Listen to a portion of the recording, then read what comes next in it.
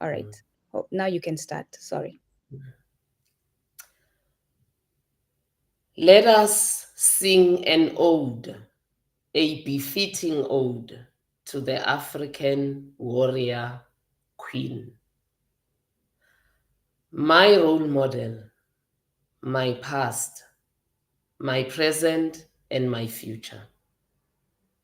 Forgotten by this whitewashed history we are living, erased from the unquestioning mind by centuries of white is right and might is white. Shh. Listen to the rivers and the mountains of Africa shout her out. Amanirenas, Shanageto, Amanishageto, Mantadisi, Amina of Zazau, Saronia the Panther Queen of the Azna people, Ngola Kilwanje, Njingambande of Ambundu people, of Ndongo and later Matamba, Mbuya Neanda Wabashona, the Charo Nyagasigana who led the resistance against the British devil invaders in the first Chimurenga. Shh, quiet, quiet. Listen. The wind is angry, cursing, beating its chest, buzzing, pulsating, vibrating, rustling the leaves, crackling, susurrating. The wind is bringing the forest back to life. The forest is bringing Mbuya Nehanda back to life. Why her? I ask the haunting blowing wind, catching my breath after it hits me hard on my face. You ask, answers the leaves like a bellowing audience between me and the wind. How dare you? Shout the leaves at me. You and your generation, how dare you? I start to shiver and struggle even more to catch my breath. How dare you forget an African warrior queen who humbled British soldiers and men at war, the great spirit of Zvikiro and Mondoro, who, when captured by the enemy in 1897, tried and found guilty by the authority of the British High Commissioner for South Africa, Alfred Milner. Warrior Queen Mbuya Nehanda Nyagasigana did not shiver. She did not grovel. She did not diminish in stature or bravery. She chose death by hanging rather than convert to Christianity and revoke her great heritage. She did not choose to curse her culture, declare her ancestors demonic. Yes, death by hanging is what she chose. And before the noose tightened around her neck, she defiantly told the British Red Devils, Mafupa angu achamuka, my bones will surely rise again.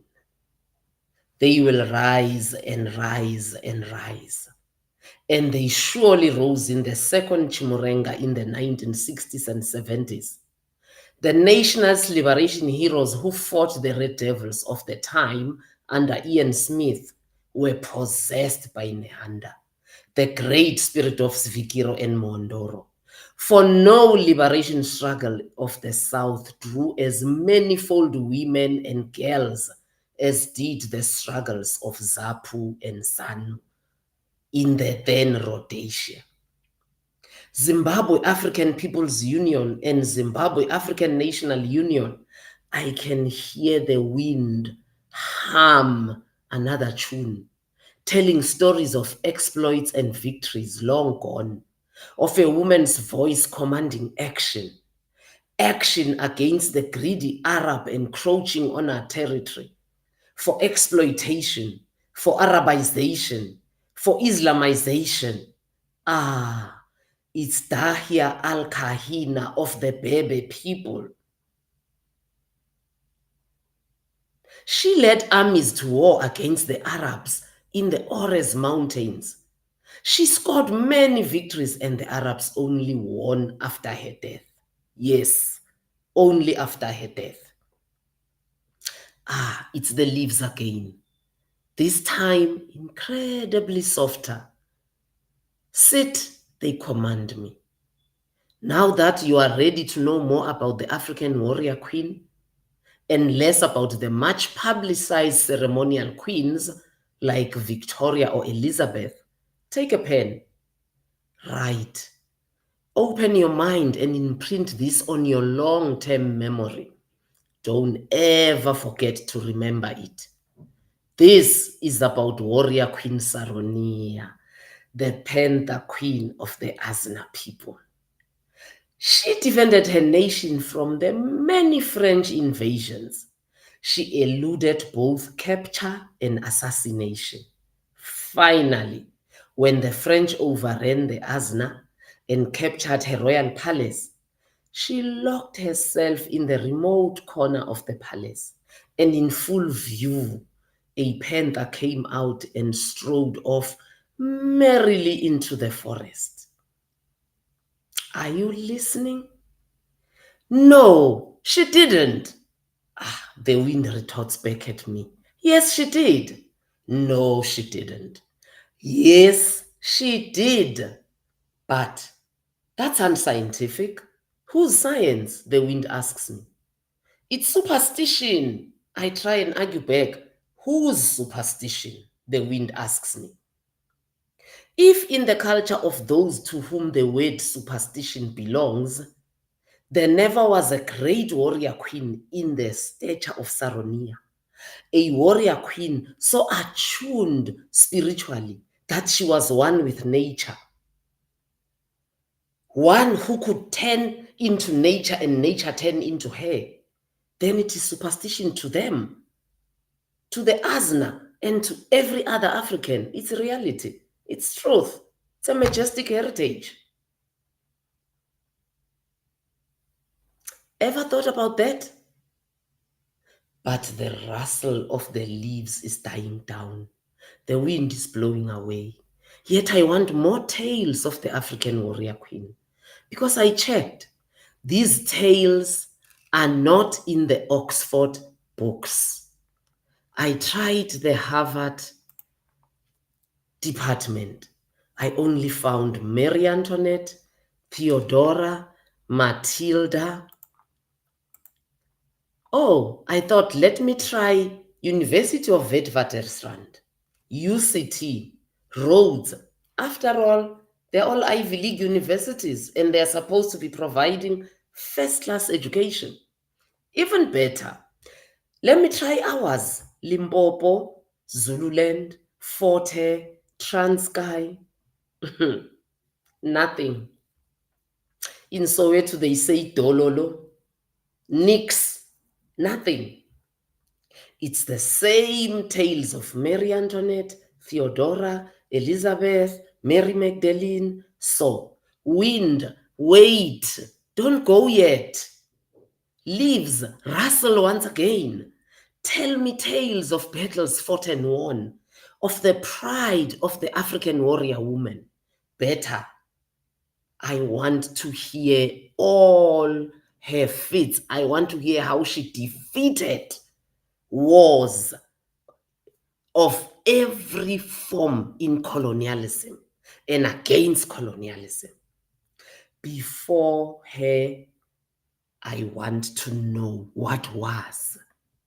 Tell me of her tales before she was bastardized into a half-baked Matilda.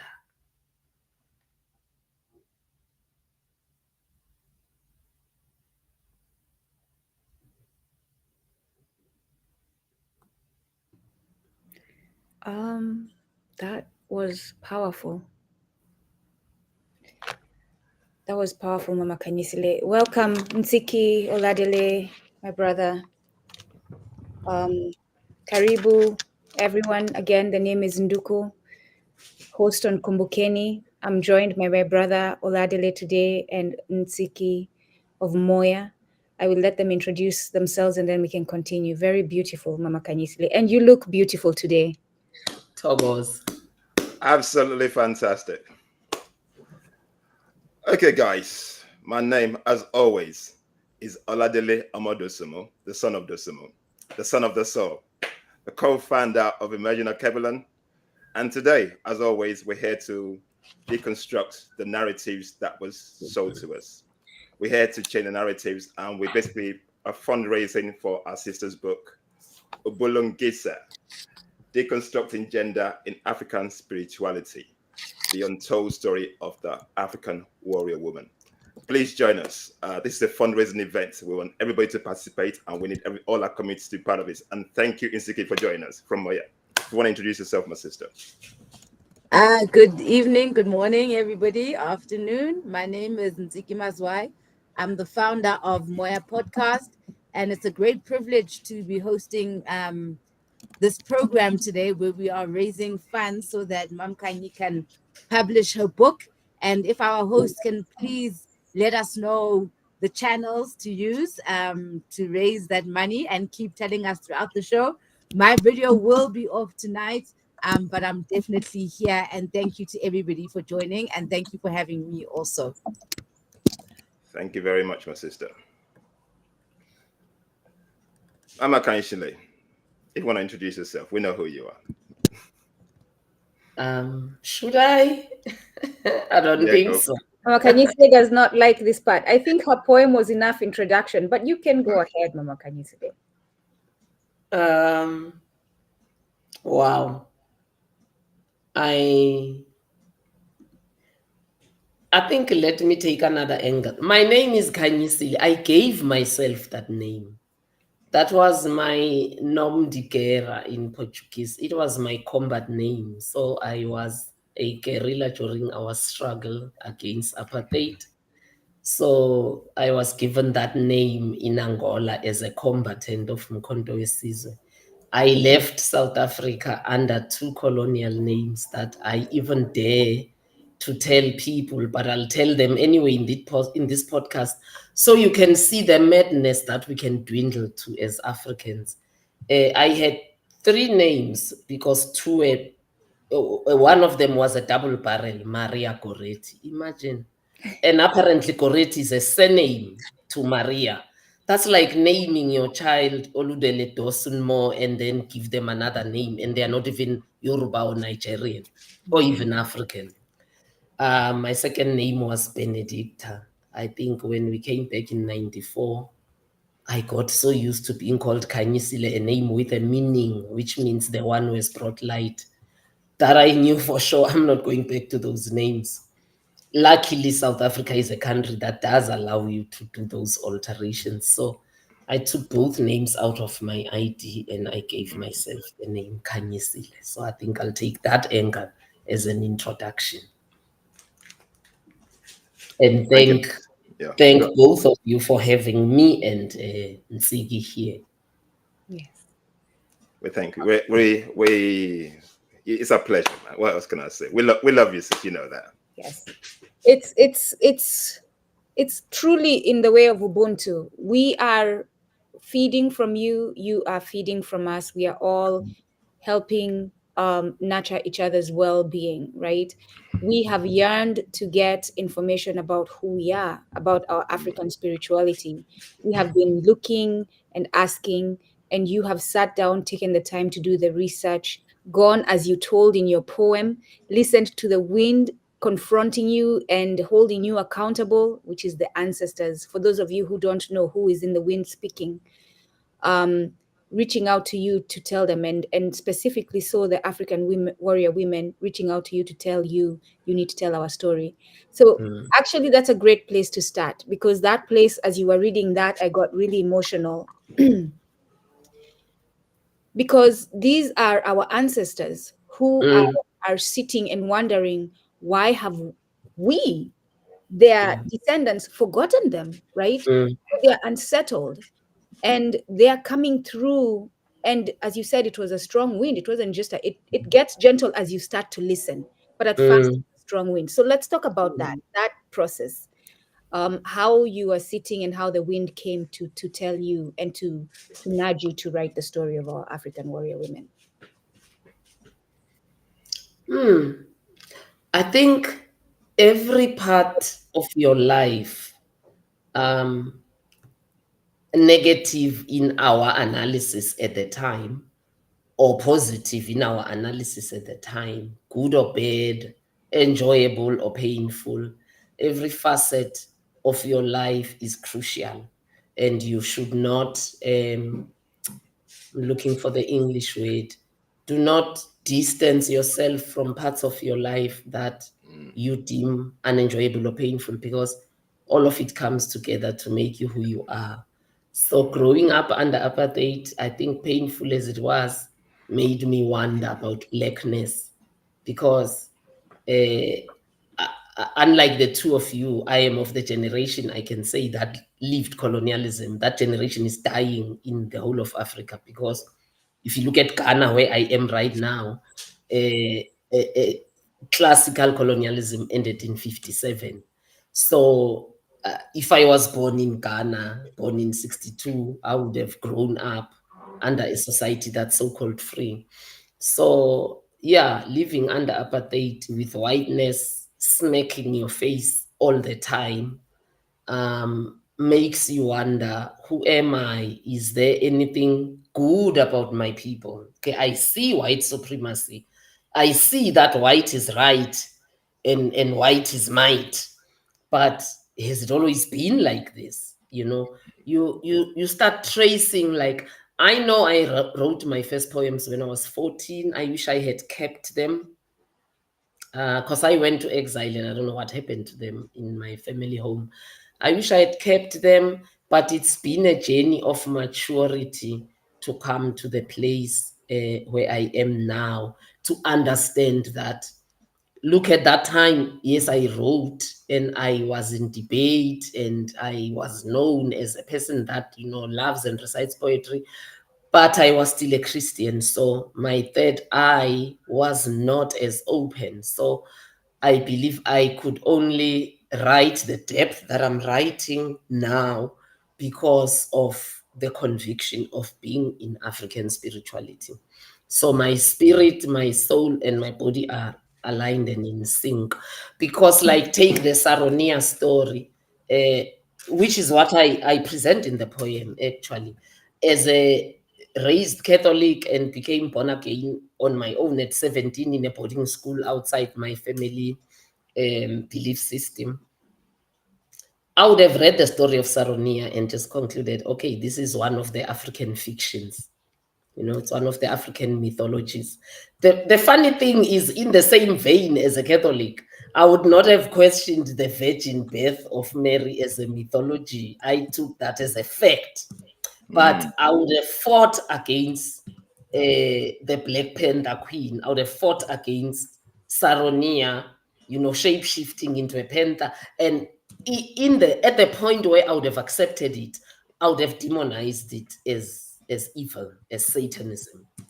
So yes, I think the overriding line, I gave a long explanation, I'm sorry. The overriding line of that journey is finding African spirituality gave me the depth of knowledge about my people. It also opened my paradigm about my people.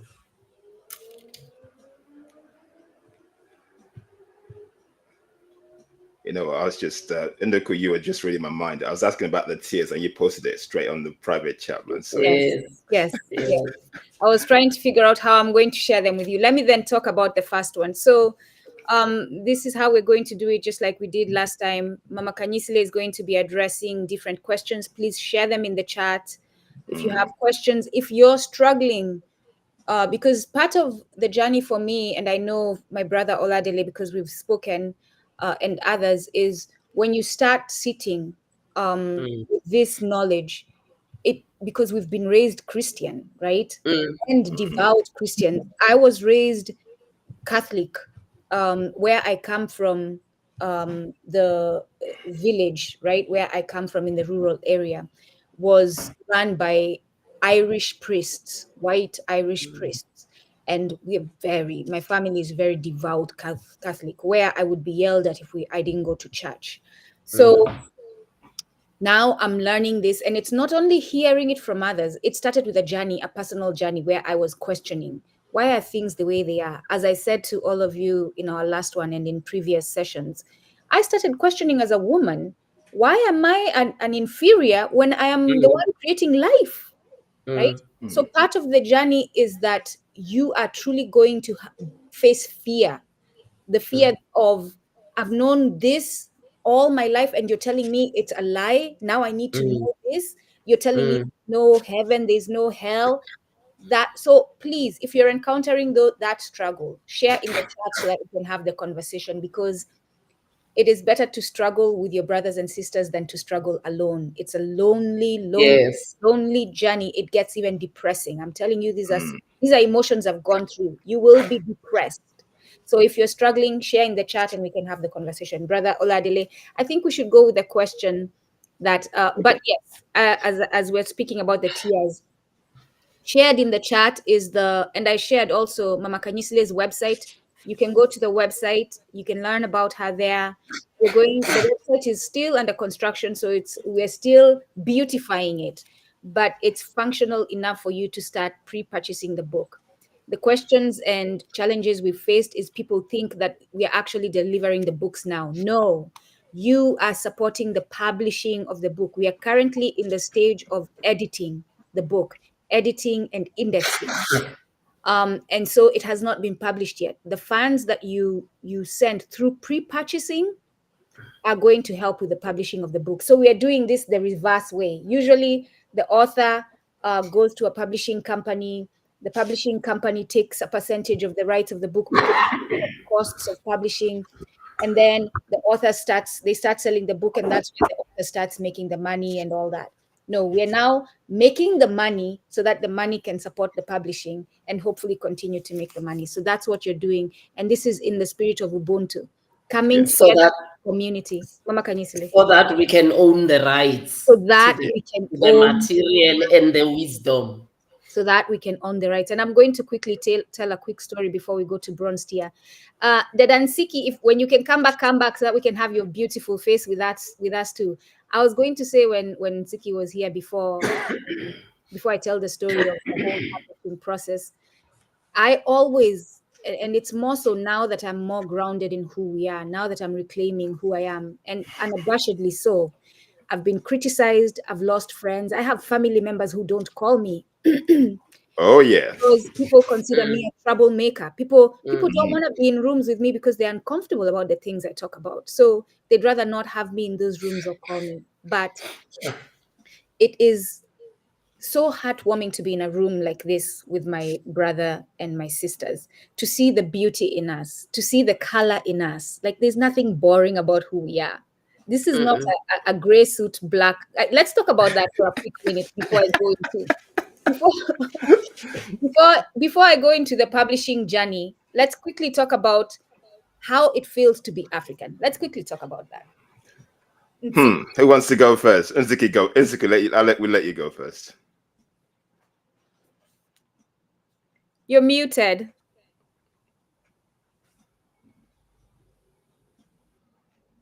Please, can one of you guys go first? Okay. Oladele. Okay. What does it feel like to be African? It's a journey. It's been a journey. I never used to be African. I used to be European. I used to be one of those coconuts. It's been years, and at one point I tell people I didn't have a Nigerian passport because I didn't want to go back to Nigeria. Are you serious? Seriously. And now you don't want to leave Nigeria when we are there. Oh, my sister. At some point in my life, I never had a Nigerian passport. All I had was a British passport. I basically didn't see myself in Africa. And as I've grown and I've learned, and I'm just telling my story here. As I've grown, I've learned, and you're very inquisitive about life and why things are not working, why things are not, why did that we as African people are always the bottom of the pot of every joke there is. Why are we the way we are? and you're curious, you want to learn, you want to know why things, and I've become very inquisitive as to why we are where we are, and this is basically my journey. And as I start to dig and dig and dig, and I've just realized that we've been sold a lie. Yeah. So this is the bottom line. I was saying this to somebody today, and this is what I say: everything that the Caucasians, that the colonizers have sold to us about ourselves, has been lies. So that's basically how I look things. So from that basis, I can build myself up, knowing that everything that they told me in terms of economics, in terms of my history, in terms of everything will follow is a lie. Education is a lie. They've done nothing. They've done nothing that's going to empower us. As I've gone through that journey, I've just realized, you know what, let me just keep digging. History, everything, education, everything was just upside down. And then as I kept digging, yeah, go on. Sorry, just sorry to jump into your mouth there.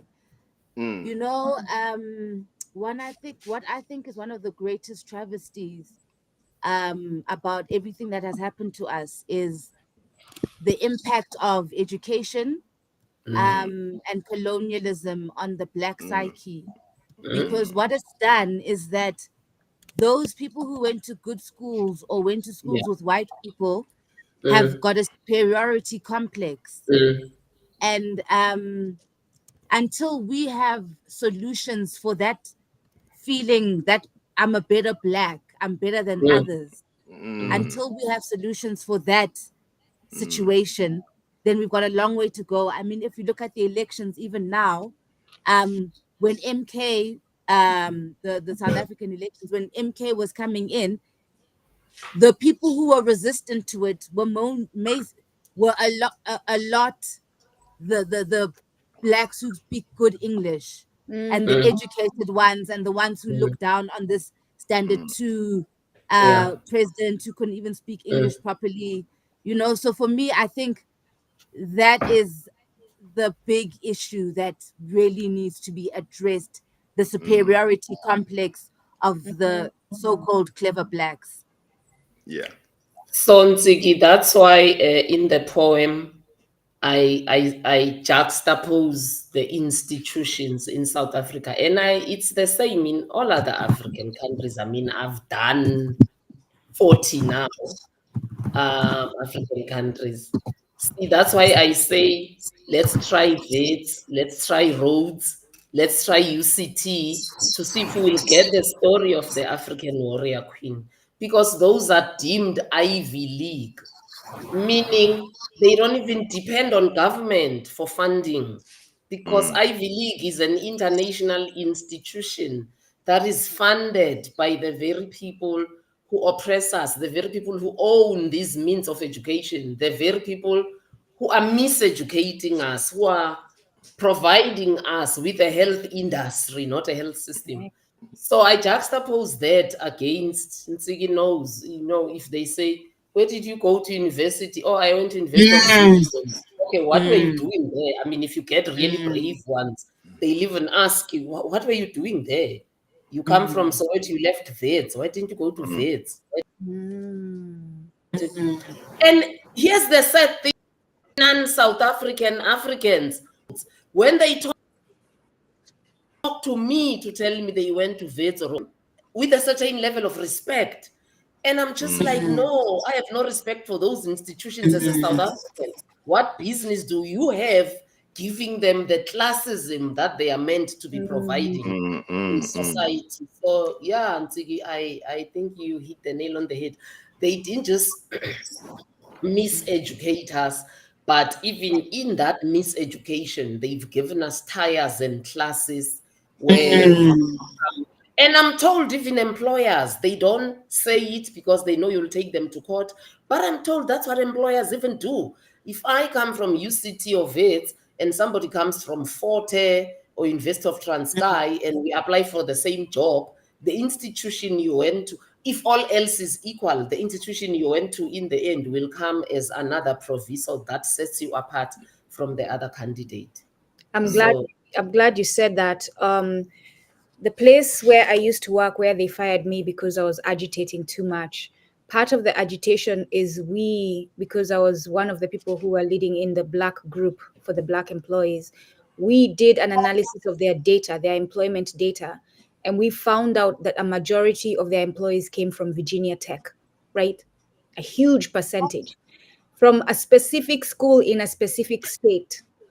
Huge percentage. And we were confronting that. We were asking, why you're saying you're down with HBCUs, but why are we looking at the numbers? The numbers are telling us different. So you're right about that, and you will only find it if you agitate, if you go into their records and look at the numbers. The numbers will always tell you. So as you all can see in the screen, that's the bronze tier. That's our beginning tier, and this tier is for those who want to support the process, the publishing process, but don't necessarily need a copy of the book. You want to donate $20 plus, but you don't necessarily need a copy of the book. So with this, Mama Khanyisile will send you a personalized digital thank you note. And that's the link where you'll be able to purchase. The link has been shared on the chat as well. So click there. But like I said, if you go to the website, all the tiers are there and you can just click and purchase. So that's our first tier. I said I was going to talk about the publishing process because I am one who advocates for us having more transparency in our community. I am one who is fighting 100% secrecy because I have found out that exploitation system thrives on secrecy. It thrives on secrecy. This whole idea, right? The organization I used to work with, the theme was need to know basis, on a need to know basis. So if it's a defense force term. They took it from the military.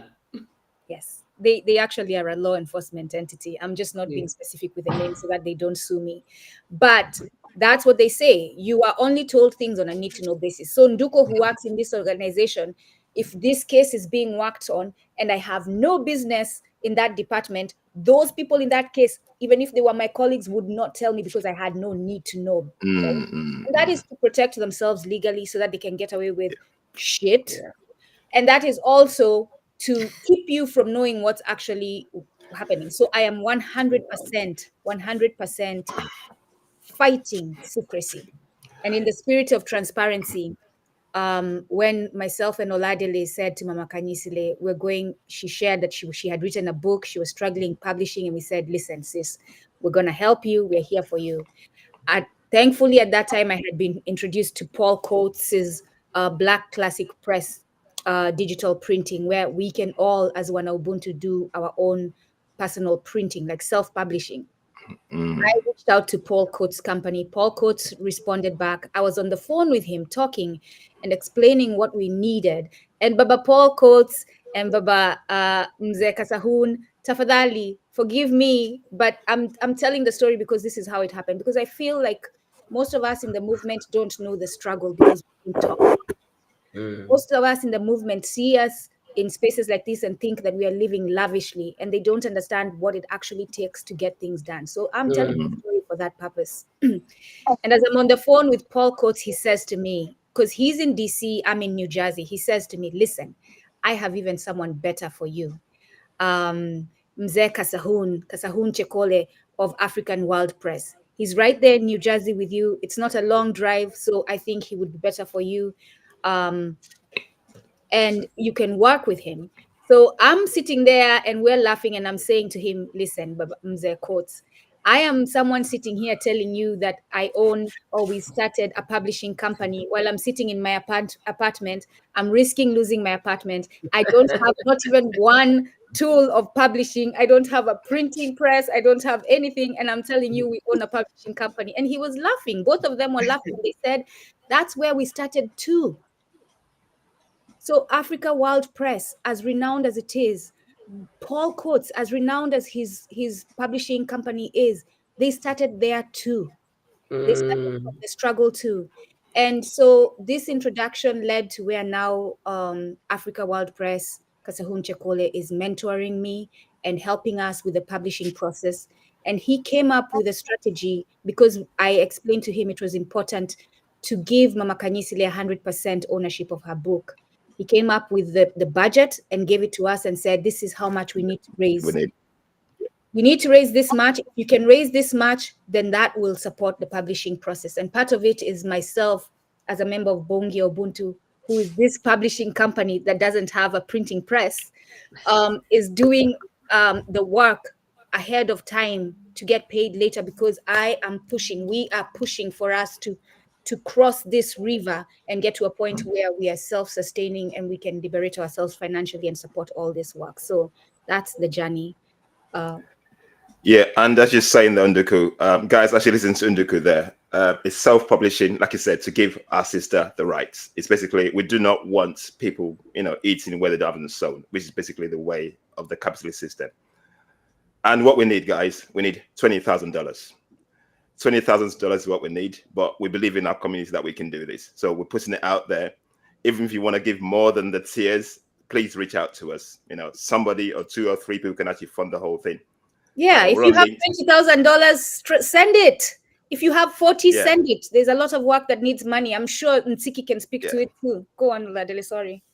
Yeah, so basically that's all we need, and we published this book, and we're talking about African spirituality, our own story. This is basically our own story, not written by the Caucasians or whatever we've been indoctrinated with. We are telling our sister spent years researching this book.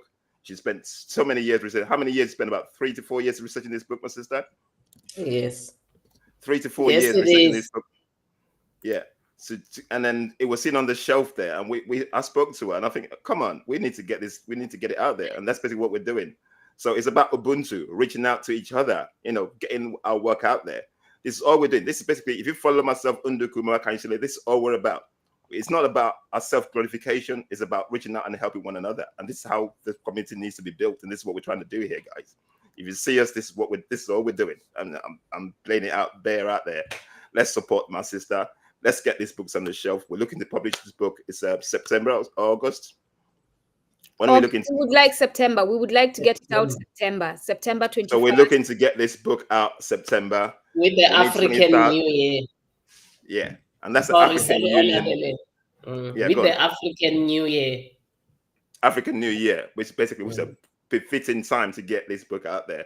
African New Year, African spirituality, just linking together. So guys, let's do this. We need your support. Whatever you live watching on LinkedIn, on YouTube, Facebook, whatever you are, please, let's support this. If you want to give us more than the tiers, please reach out to us. It's a fundraising. We need all the money. Thank you very much, guys. Yeah. Let's dive into the question that we were talking about before. Okay, I'm going to go with my first question. This is a question, this is a personal one, because we're in this journey. We're talking about African spirituality here, and which is what the book is about. And as you move away from the mainstream religion, because I call them religion, there's nothing spiritual about them. Mainstream religion, Christianity, Islam, and whatever. Mainly because I used to be a Christian, so I moved away from Christianity. And in the Christian religion, we're talking about heaven and hell. Mm-hmm. Our elder Chester Higgins delved into this topic last week. It was basically deep. Heaven and hell. And then, as we know the world as we live in today, there's so much evil going on. Mm. So people think, okay, because there's so much evil going on, Christianity says if you commit so much sin on earth, obviously there's a hell waiting for you for the consequences. Mm. But in African spirituality, there doesn't seem to be a heaven and hell. So people kind of can't get their heads around how do people get punished if there's no heaven and hell? If we say in African spirituality, there's no heaven and hell, because a lot of people cannot get, even I'll say my wife struggles. We basically had a long conversation about this for an hour with my wife a couple of days ago, talking about this. So she can't get her head around the fact that, okay, people go through all this evil. They've done all these things. And obviously Christianity says there's hell. If we say there's no hell, so how do people get punished? Mm. Well, I love that question because who punishes people under Christianity? Wow. Look,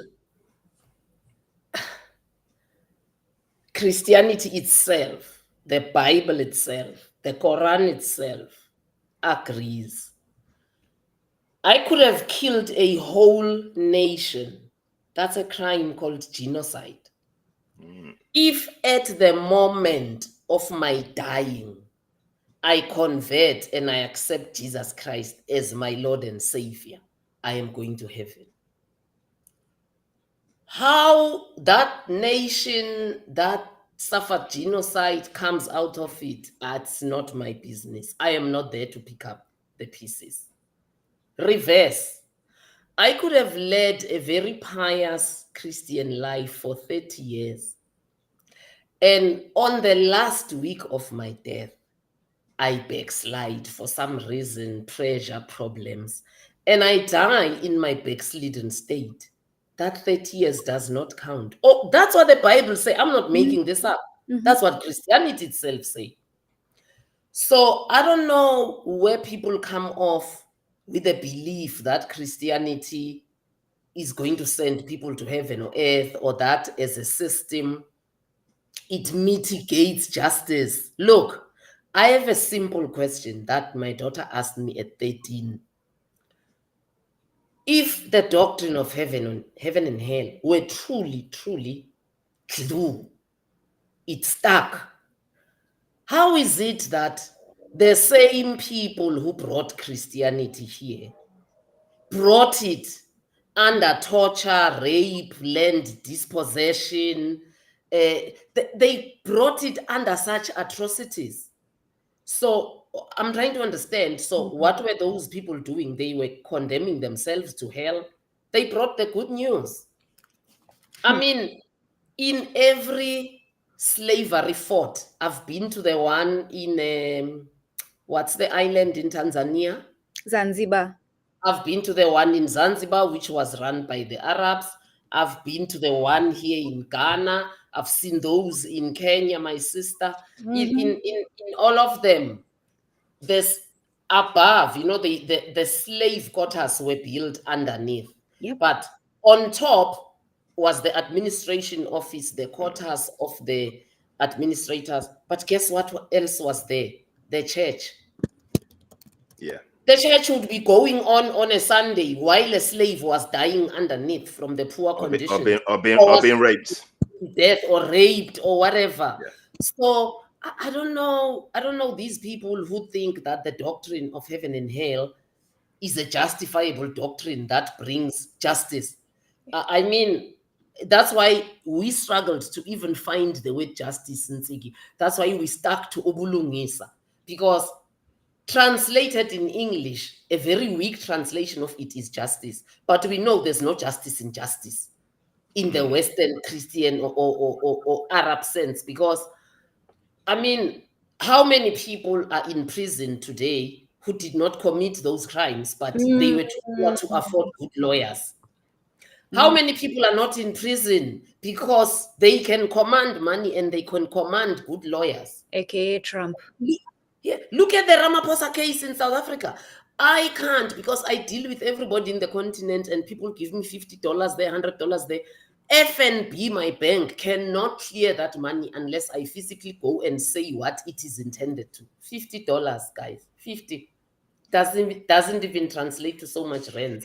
I must say why it's in my account, who's given it to me. Ramaphosa kept how much, Ntsiki, under his bed?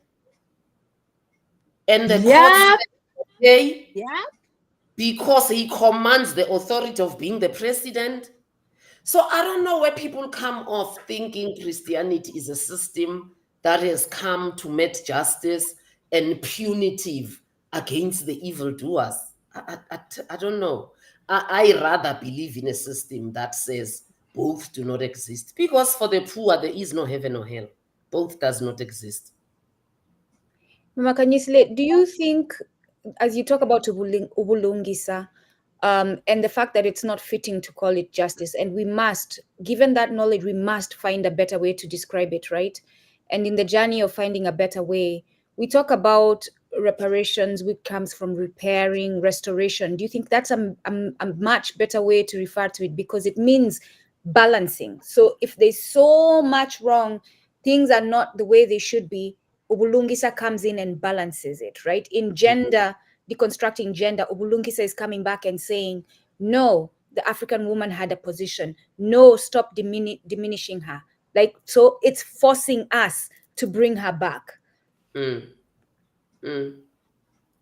Yeah, and I don't want to encourage you to find a befitting translation of Ubulungisa in any of the Western languages, because you will not find it. Maybe in the languages they spoke before. So for instance, if you talk about the Scots, maybe in Gaelic you'll find it, but not in the English they speak, because the European languages as we know them today are synonymous with the development of the nation state, synonymous with centralized religion, synonymous with power dynamics playing out in religion, synonymous with patriarchal systems. So I doubt that you will find it. If you talked about the English people, maybe in the language they spoke before, because they were called the Germanic people, and don't confuse it with German, maybe you'll find it, not in the languages that exist to them as they exist today. I think we are lucky. We really should consider ourselves lucky in Africa, in that a lot of our pre-colonial languages have survived. Yeah, there's bastardizations that have crept in. For instance, in calling our originators, people call Kamata or Umvelngang, which is the originator for Zulu and Xhosa people, they call them a male. You know, that's the bastardization. But I think by and large, we still have our languages. They lost them.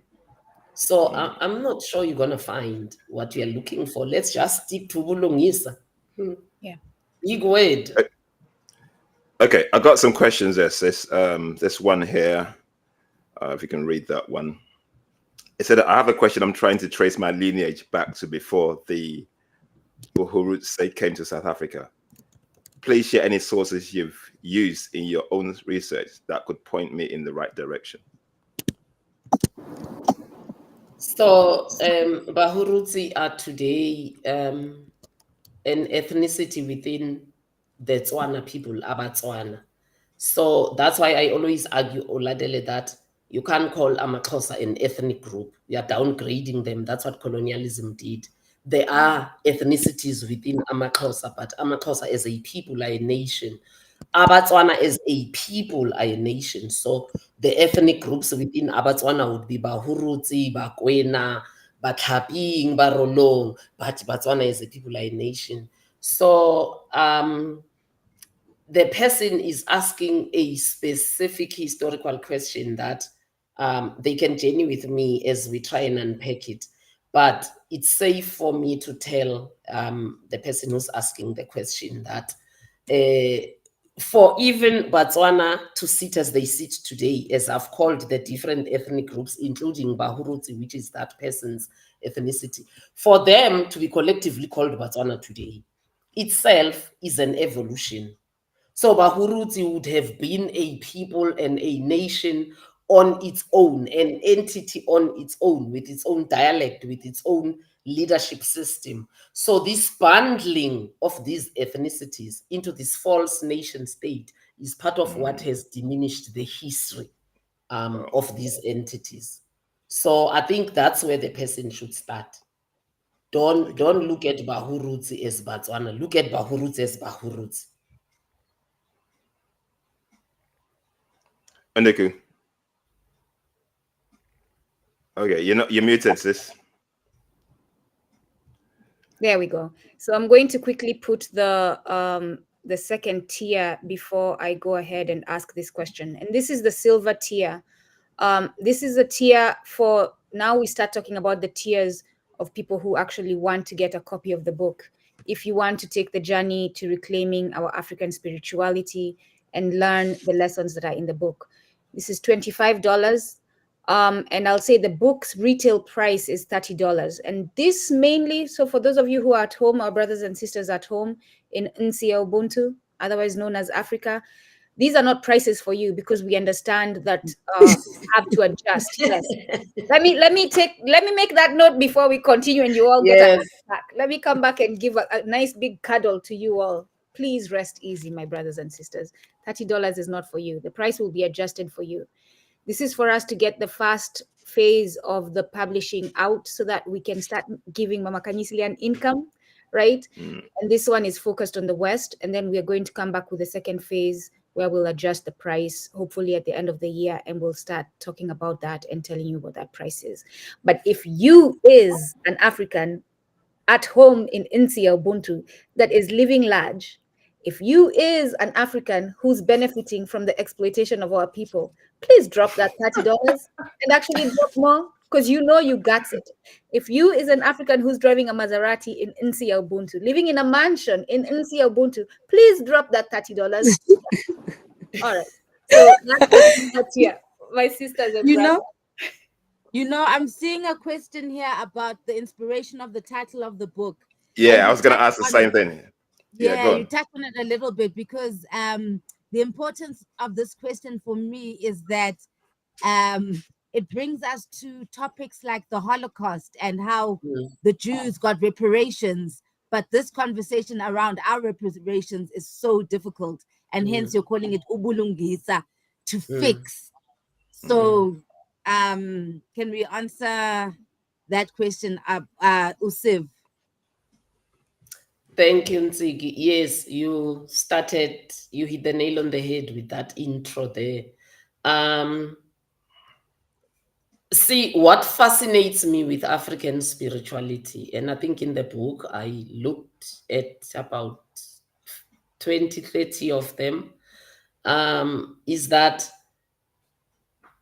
what we call the originator is a religion, says God. Their gender is often almost never disclosed. And it is not disclosed because we don't have gender grammar. So nothing forced us to disclose it, because we don't have his, her, she, him. Somebody responded to Umoya the other time and very derogatively said, Ntsiki, what do you mean by that? Because we do have the word umfana, intombazana, which is boy or girl. That's biology. Please don't display your ignorance. Don't be arrogant in displaying your ignorance. That's not gender, that's biology. There is no gender grammar in African languages. So when I say uqamata, which is the originator in Xhosa, or umvelinqangi, which is the originator in Zulu, if you make them male, I'll ask you, but I would also say Ntsiki, and we are sitting here with her. You can clearly see she's not male. So why then would you say umvelinqangi is a male? Because we use the same prefix for both. So we had an undisclosed gender of the originator. But here's where it gets interesting for me, because the pantheon of African spirituality is that after the originator comes the deities, after the deities comes the ancestors, after the ancestors comes the living personages, which would be priests or pastors or whoever for religion. Now, in the pantheon of deities, you get both. You have male deities, you have female deities. Guess what? You have cross-gender deities. You have deities that would cross both biological genders. That's deities. Then you have ancestors. We all know those were people who walk the face of the earth. So again, you would have the genders represented there.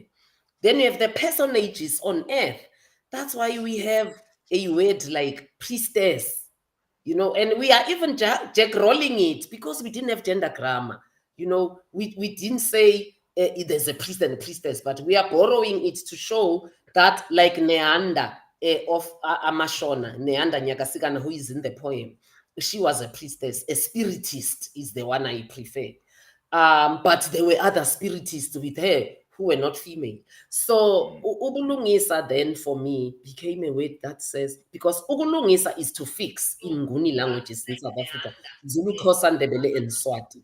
So Ubulungisa is a concept, a philosophy, which Nduku, you've alluded to, constant act of balancing. Because we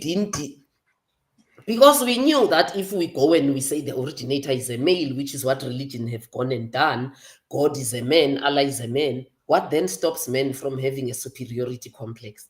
Do you realize we'll never win the war on patriarchy until we win the war in religion? Wow. Yeah. It's subconscious. Africans, it's subconscious. Just like it's subconscious for the white race to be superior, because the reigning doctrine out there is white superiority. It doesn't matter where you go. It's unconscious. A captain said to me when I was in the Navy, when you're white, it's almost like you must struggle not to be racist. To be racist comes naturally.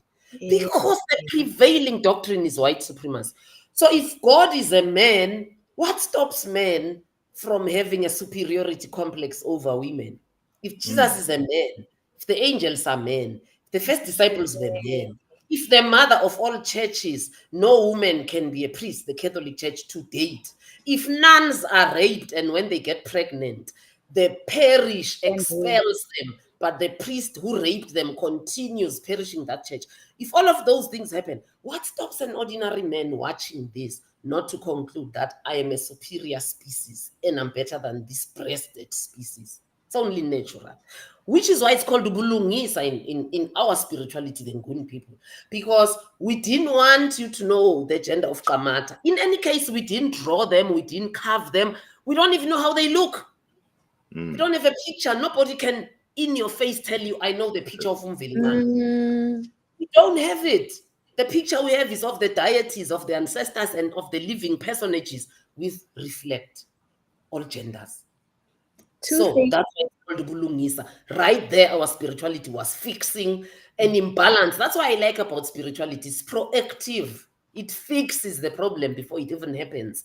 I mean, what were Christians thinking by this so stratified patriarchal doctrine? They didn't think it will create patriarchy. Didn't they think this will lead to the abuse of women? It defies logic for me. Two things there, Mama Khanyisile, and I love these conversations, and that's what they are, right? We're just common street terms. We're just chilling and having a talk, right? My critical analysis self is now looking at what you're saying, and it's coming to conclusions. And one of the conclusions that I'm coming to is, as a woman, you cannot be a feminist and a Christian. As a woman, you cannot be a feminist and a Muslim. As a woman, you cannot be a feminist and follow any religious organization that tells you that God is a male. The two are defeating. You cannot. And so the question is, and this yesterday I decided I have been fighting this. I turn on Netflix. Every now and then when I'm going through the struggle, one of the things that makes me relieve it is just watching some TV show. And yesterday I turned on Netflix and I had finished watching, they have a comedy there of a Black woman, Act Your Age. I had finished watching that and I was like, okay, I'm looking, it's Bridgerton showing, because Netflix will tell you what to watch next. Yeah. Bridgerton is showing and I'm like, I don't want to watch this white nonsense. But I am being pulled towards it. And it's interesting because later now it makes sense. And as I was watching it yesterday, and this is something because I'm so focused on our people that I had forgotten how they themselves, white people, treated each other. In the show, the women have no right. In the show, there's a woman, her father is dead, they are wealthy, it's a wealthy family. So now apparently it's the season, the queen is demanding that someone must betroth someone.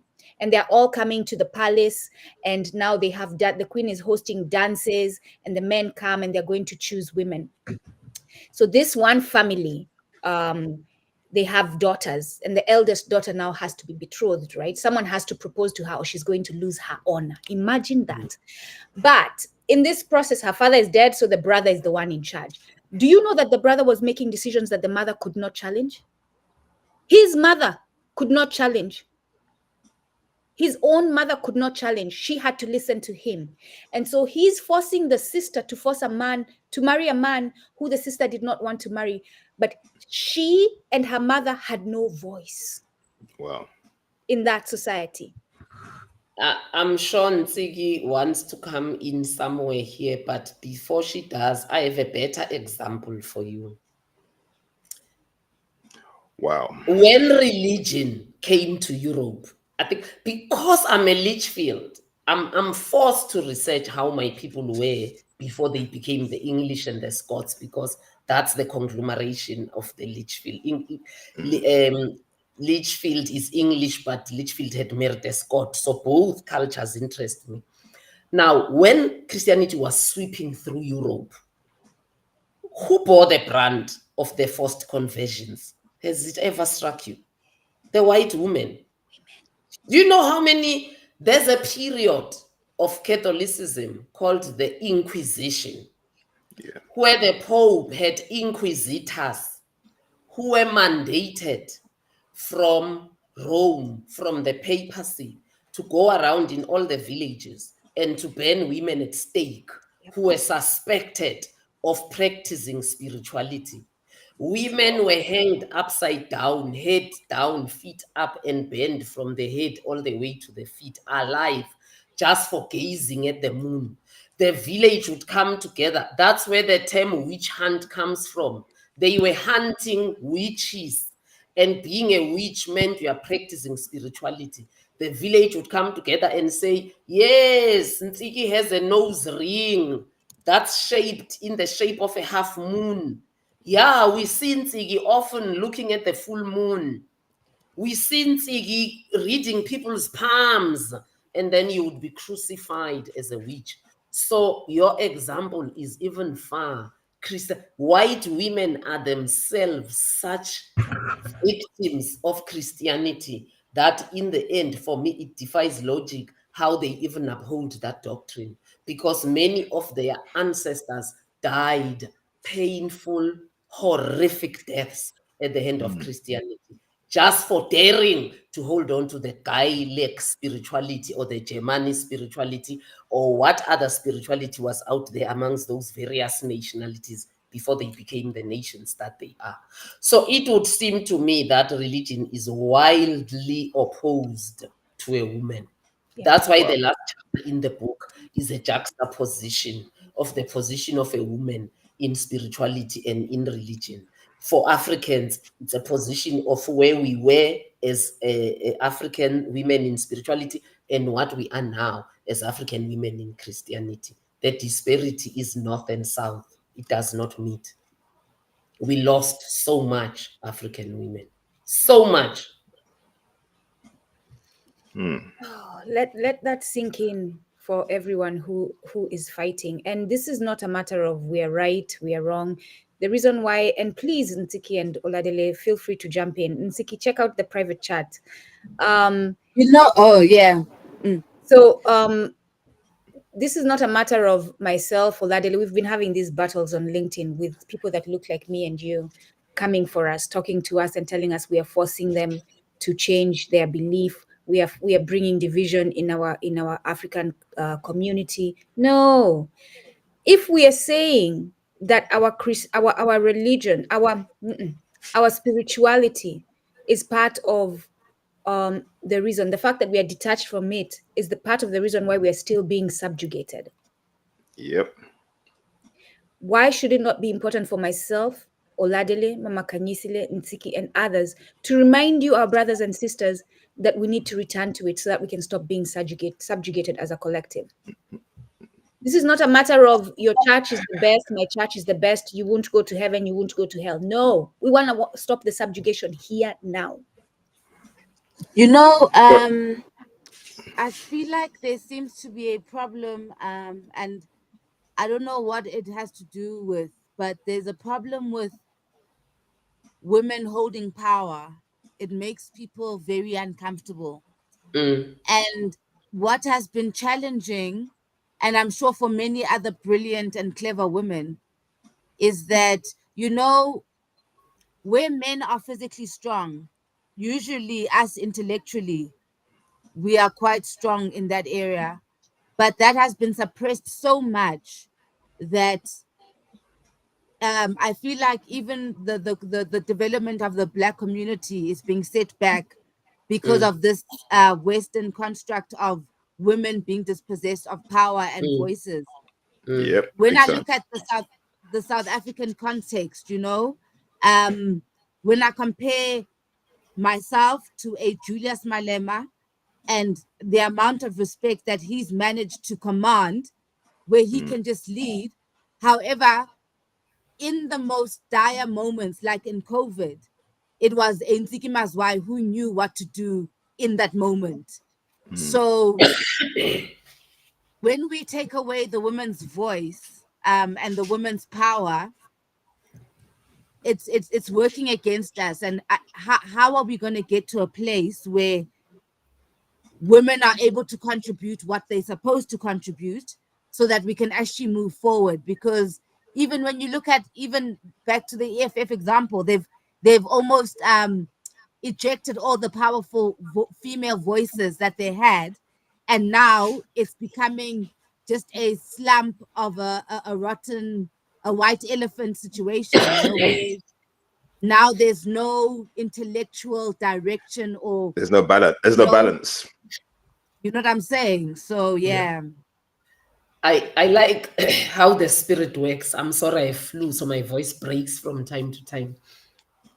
I like the spirit world in Ntsiki because it has a way to return us to where we started. So I started by saying I wrote the book or got the name of the book because I came to a point where I understood that being in African spirituality is where the wisdom and the opening of my third eye and the opening of the portal of this knowledge will come from. Now, the example you just gave of saying men can be whatever, they are leaders. If you do the same thing that men do, you get labeled. I will go to the source of it quickly. Have you guys ever thought about Solomon in the Bible? Yeah. Have you ever thought about Solomon? He abused women. He What he slept got away with. around. Yeah. Solomon couldn't command. I'm sorry, I'll name a spade, and Ntsiki and Oladele and Nduku. Solomon did not have the decency to command his own pennies, but Solomon is described as the wisest man. Imagine. In the Bible, in history, in time, in space. So what does that say to any man? Oof. There is nowhere in the Bible where a man's behavior like that is described as prostitution, ubufebe in our language. He knows that name is only used on women. But in the Bible, you have women described as the harlot of this place, Mary Magdalene as having 9 husbands. Well, Solomon had how many wives? Exactly. But we are told to look up to him as the wisest man in history. Wow. So that has an origin, Ntsiki. That's why I argue we shall not fight patriarchy until we confront the patriarchy that is in religion. Because when a woman is bold, they are disrespectful. Yes. When a man is bold, he's ambitious. I use a lot of obscene language and I enjoy it. Like bullshit is bullshit. I don't know what you want me to call it. And that's distasteful. But men use these words all the time. They use West words. They talk about their own sisters and girlfriends. In the conference room, Mama Khanyisile. Of mine. They're talking about their own girlfriends. That's slut of mine. And that's not distasteful. So it's got a place of origin, Ntsiki, that thing. Yes, but to answer your question quickly, until women find, and it is in the concluding chapter where I do the comparisons of women in spirituality and women in religion, until women understand that we are the esoteric beings. What do I mean that speak English? We are the more spiritually attuned gender than the men. I agree 100%.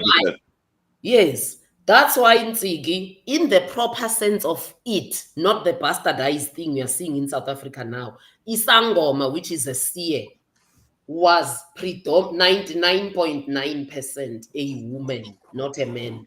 Because you need spiritual attuneness. You need to be spiritually astute for you to see into the future, for you to close your eyes, touch somebody's hand, and see things about them. So women were seers, men were inyanga, they were healers. A healer is a doctor, it's a trade, you learn it. That's why for you to be inyanga, you would follow a trained inyanga, carry their bag, see how they mix that herb and that herb. It is in the physical. It is not in the spiritual. It's a trade. Now we've blurred the lines, So until women realize we are the esoteric beings and snap out of religion, embrace spirituality, because that's where your esotericism is embraced. That's where Saronia could shapeshift into a panda without being called a witch and burned at stake. So until we come to that point, our third eye shall forever be closed, and our communities, as you say in Ntsiki's eyes, shall be closed with our eyes which are closed. The liberation of any African community does not lie in the bravery of men, but in the spirituality of their women. Ooh. You say that, and again, my critical analysis skills are kicking in, and I'm saying what Mama Khanyisile is making sense, not because I adore her, not because I respect her, not because she's a star and I want to follow her, not because I'm sitting here and I just want to rebel against Christianity, but because common sense is kicking in. And common sense is saying to me, of course, what she's saying makes sense, that the woman is more spiritually attuned. Why do I say that? Because we are the ones literally bringing life in, and therefore we are connected with the entity that spiritually brings it into us so that we can bring it into the physical form. Like, it is right there in front of all your eyes. The woman is the one who takes the spirit from spirit form, holds it in her physical body, and nurtures it to bring it into physical form. Like, yo, please. I want to say other words, but I'm going That's to. a big deal. Yes. That's a big, we are a portal Big. from the Big. ancestral world. It's a big deal. That is why Ntsiki will know this word. I wish we all spoke each other's languages as Africans, because like in South Africa, me, like Ntsiki, who is a Sowetan, who speaks, writes and reads the bulk of them, I know there are words that are properly described in a language than the others. So for Nguni languages, Zulu, Xhosa, Ndebele, and Swati, and Ntsiki is part of it because she's Xhosa. We have a word that does not exist in European languages. It's not even in their dictionary. It's called Inimba. I don't know how to describe Inimba, Ntsiki. Help me. Because it's in the book. It's in the book. Inimba is what Ntsiki alluded to in a way, because we are a portal from the spirit world to the physical world. We then were imbued with senses and feelings and strength of psychology and mind that you will not necessarily find in a man. So Inimba for us is what sears below your belly button. It's what sears when the community is in pain, when a child is in pain, when somebody is being abused. Sorry. Inimba is what sears in a woman when you see injustice, when you see there isn't Ubulungisa here. So I don't know if you want to help me out, Ntsiki, with defining Inimba, but yeah, I find it very special. Given what you're saying quickly, Ntsiki, let me step in and then you step in as the culturally attuned person, more than me, right? In that language. As I was reading the book, and I'm saying again, let me make it clear: the book is not published. I'm editing, that's why I'm reading the book. So it's not yet published. Don't think that I have a copy that I'm reading, because I know our people and they want this information, and we've been getting questions like, "Can I get it now?"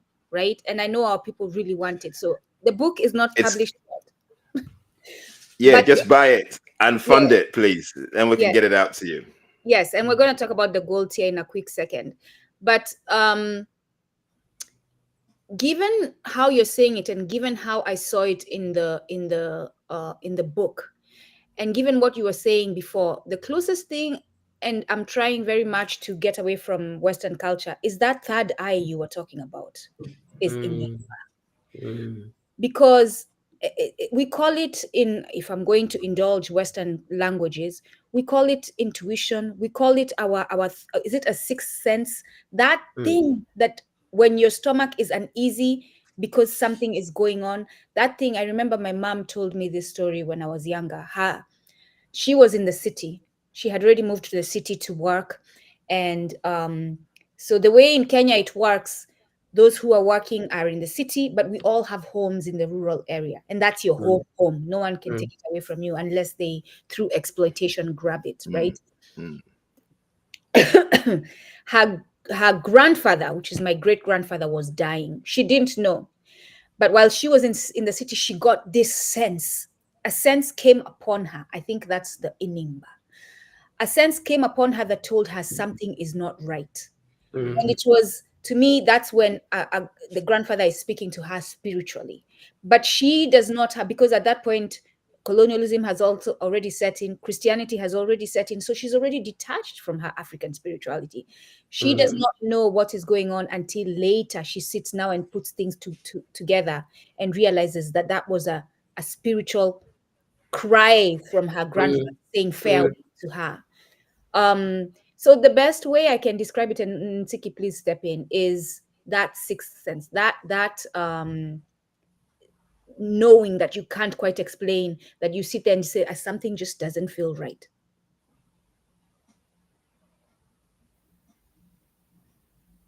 Oh, sorry, I was muted there. No, totally.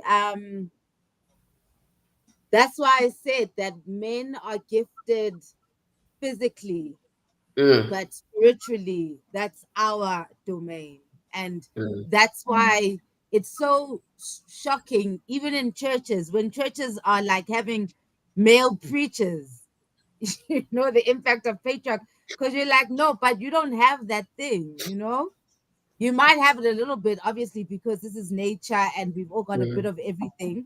But honestly speaking, women should be in leadership, especially in the spiritual spaces. So yeah, we just got it, man. We just got it. When you got it, you got it, man. Yeah, but you guys are our mothers. You know, you brought us to life.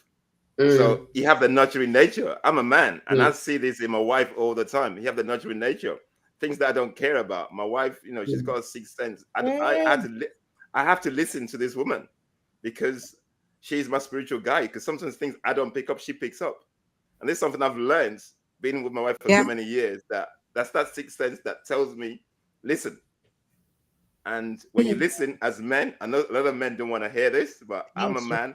I've been with my wife for so many years, and a sixth sense is just amazing. You know, she never goes wrong. That's I can actually tell people that she doesn't. When she says it happens.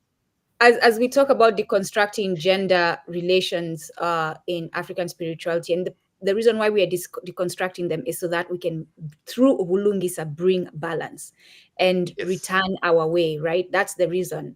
But as you say that, you know what men refer to that woman when their woman is doing that, what you're saying? When I'm like, honey, something is not right. They say, oh, everything is fine, babe. No. Everything is not fine. You're not telling me everything. And it's, oh, you have a situation with someone, you're like, are we okay? They say, yes, we're okay. I'm like, no, we're not okay. Because I can feel it in your energy. Yeah, of course you do. They say that woman is nagging. That's the term for us. My wife is so nagging. These women are so nagging. These women are so emotional. So we in our community, this is now to you, my brothers, my brother. Nduku, I gotta say something. I know you do nag sometimes, women do, but you never stop. But no, with men, hold on, mansplain, sit on your side right now. I'm talking to you. But we need to listen. We need to listen. You know, you can put the nagging aside. There is the core message that woman gives to men. Exactly. That we have to listen to. Don't Oladele, honestly, do not entertain it at all. Like, let's not entertain that nagging term at all. Because what it does, it sets us back. Let us all start moving. And this is to my brothers again. My son, I will remind him, as much as he doesn't like to hear me tell him stuff, I will remind you, when your woman speaks, as painful as it is to your mind, stop and ask yourself, what is she telling me? We need to start as men in our community. If we're going to do our community, we start respecting our women, and part of respecting them is listening. I mean, that's all it's costing you to listen. We have to listen. I'm a man here amongst our sisters, but I'm telling you, I'm in late 50s, and I cannot do anything without my wife saying so. Yeah, that's wisdom. But no, it's like that, hey? It's like that. Like if she doesn't say okay, I cannot do it. It's like that. Even, you know, the more evolved men, you can see, like, even when there's old men who are older than me, the evolved ones, they know the order of, and they know, you know, so it's I just wish we could just make sure that everybody, because a lot of Black men are getting left behind because of not acknowledging the great feminine goddess and divine energy, this is what right? this is what the religion has done to our psyche. And this is why we're trying. Yeah, this is what it's done to us. I was just gonna say again, it has an origin, because have you seen comedy movies? Even Hollywood, a whole Hollywood will show you a woman has inimba, where a woman is in the living room, the child is walking away, and the mother is saying, "Don't do this, don't do this," and the mother says, "And don't laugh." And us who are viewing, we will see that that child would be laughing. And then sometimes you turn around and they say, "How do you know?" And the mother will say, "Because I know." There's also another thing they've taken away from us, the ability to multiply, because we have inimba. You know, because we receive the sperm and we can multiply it into a life, sometimes twins, sometimes quadruplets. So we take a sperm and we can subdivide it into so many lives. We can give birth to 4 kids at the same time. They took that away from us. That's why I say it's got a place and time. So this multiplication thing was taken away from women when Jesus multiplied that 2 fish and how many loaves of bread? 2. No man can do that. Yeah. That's a lie. Nah, lie, say Nigerians. No man lie. can Yeah, do that. that's so we No say man upon can Nigeria. do No that. lie. It's only women who do that. It's only women who feeds 16 people with a cup of meal. Hey. Solomon is said to be the wisest because when those 2 women were fighting over a baby, he said, "Oh, let's cut the baby into 2." And the real owner said, "No." Then they accredit him wisdom for that. No, they are taking. You know, there are small nuances in the Bible that are I don't know the word. I know for men they say emasculate. I don't know for us what's the word, Ntsiki.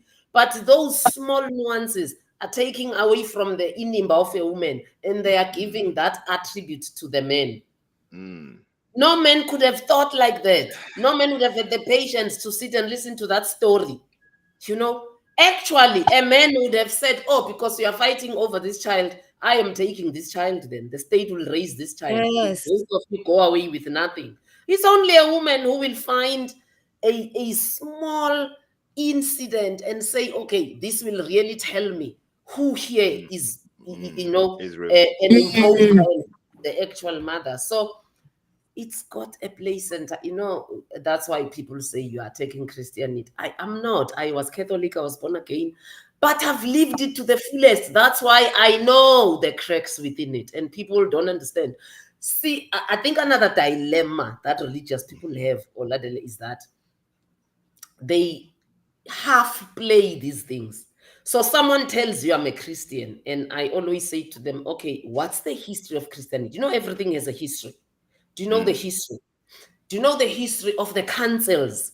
We are now in the Catholic one. I think it's called Vatican. I don't know Vatican what. They come by numbers, but it started with the first council in the book of Acts when Paul and Peter were still alive, where the fight was these Gentiles coming in. Now, if you're not a Jew, like you and me, all of us here are Gentiles. We are grafted in. When all of us were being grafted in, and Paul insisted we shouldn't keep the whole law because we are not Jews. And Peter was like, "No, they should keep the law because if they are followers of Christ, that's what Christ did." And they called that first meeting. There's been meeting after meeting in Christianity taking decisions. Now, when you're a Christian and you don't have that history, you don't even know what you're following. Because, you know, Christianity demarcates between Catholicism and Protestantism. If you're not Catholic, everybody else is a Protestant. But I've always asked them, Ntsiki, what's the fundamental difference between the two? Because at the end of the day, it's Catholicism that decides when is Easter. And Protestants fall in line and observe Easter that year. It's the Vatican that decided. I don't know them in numbers. I think it can be a podcast on its own after the book or outside the book sales. You know, when the church was dwindling and struggling and people were getting their spiritual groove back, it's the Vatican that sat and decided, especially in Africa, but also in the whole world, let's introduce bumping and rolling because that's entertainment, because that's where the mind is. The Catholic Church at that time even allowed clapping, started allowing drumming, started It never was in my time. Yeah. But who decided that? It's not the Protestants, it's the Catholic Church. So who leads Christianity? The Catholic Church. So is there Protestant and a Catholic? Bullshit. All of you, if you are a Christian, are Catholics. Because the leadership of the world is under the Pope. Yeah. Yeah. The Pope decides so much for Christianity. That you and I'm taking notes because I'm trying not to forget things as you're talking, because it's sparking all these questions as you talk. Two things you said there. The one I'd like to address is the fact that there's a word for the calling it dehumanization of the male, but there's no word for the dehumanization of a female. There's a lot to say about that. The fact that they're emasculating to describe when you take away the man's position that they have assigned themselves, but there's no word for you taking away the woman's position. Yes. That says everything, basically. Yeah, that says everything. Yes. If there's no word, it means there's no accountability. Because what are you going to come? Where are you going to go and say you did this? It means it's not a thing. It doesn't matter. It says everything. Yeah, women don't count. In Ntsiki's language, it's not a big deal.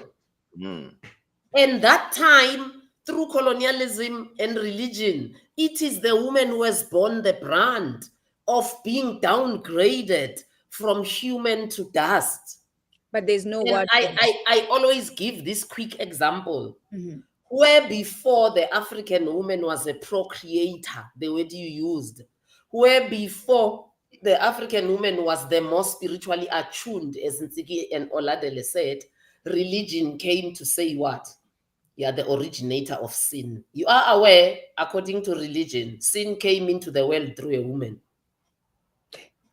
Yeah. That's why in the book of Revelation, the woman, the woman is officially described as the beguiler. Big Shakespearean English, beguiler is deceiver.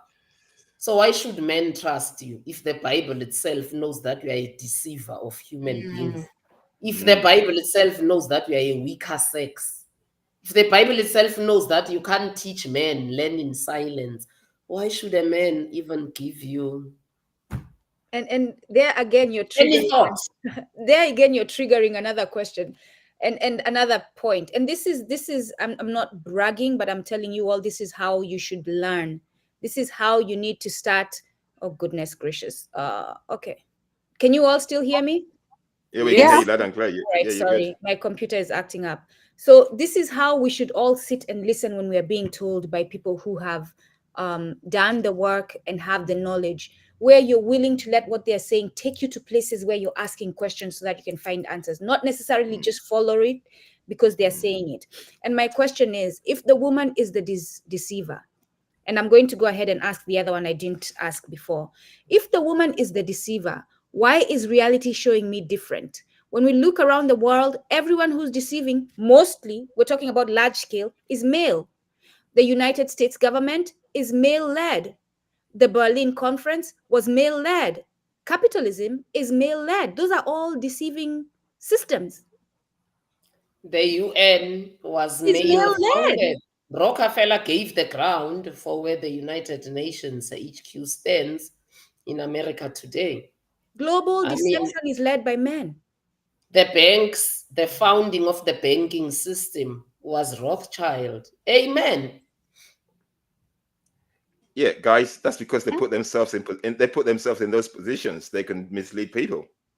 But yet the woman is the deceiver. But in actuality, the false narrative is the woman is the deceiver. So we're busy looking at her saying, you deceiver, while the man is busy doing exactly. That's because we don't want to take responsibility. We don't want to take accountability of what we're doing wrong. And we need to go back to basics, is what we're talking about, guys. Yes. We need to go back to basics. The other thing that had me thinking as you were talking, and this is on Solomon, as you were saying, and this is where you sit and you're like, man, this is some bullshit. And it is some bullshit, right? They're telling us that Solomon is the one who made this. Solomon probably had a woman who whispered in his ear. And we've seen this in history where certain women are the ones who made things happen. Again, in our own civil rights, Martin Luther King Jr., I'm not saying this to disrespect him. We appreciate everything that he did, but he did not respect the women in his life. He did not let them get the credit in the movement. He took it all. Our men in the Pan-African movement But he was a Christian. allowed I don't women blame not to him. get credit. He moved from his belief system. He was a Christian. 100%. So Solomon probably had a woman who whispered, your majesty, your majesty, why don't you tell them to cut the woman? It's probably going to, and that woman doesn't get credit. Mama Khanyisile, we got this little question there, just talking to what you're talking to about. Somebody's asking, what about the South African Christian churches like Shembe and ZCC? But before Mama Khanyisile answers that quickly, so that we don't lose sight of our goal, because the conversation can make us lose sight, and then you'll go there. This is the third tier, which is the gold tier. This is $200. You get 5 books, 5 signed copies of the book once the book is published. You get all the perks that we have in the silver tier, and you get early access to bonus, anything that Mama Khanyisile, and as I'm reading, I actually, as I'm editing the book, I'm seeing, oh, this is going to be, she's going to need to add some more here. So there definitely will be another phase of this book, and you will be able to fast early access to that. And like I said, the website is the place. If you have, if you cannot see this, if you cannot get access to the links, the website is the place where all these tiers are and the links are. So please visit the website. Mama Khanyisile Oladele. Yeah, I was just a question there. Let me see if I can get it back. But I had it. Yeah, you had it. Okay. Yeah, I had it. So how about the South African, I like what the person say, Christian churches like Shembe and ZCC, which are not linked to Catholicism.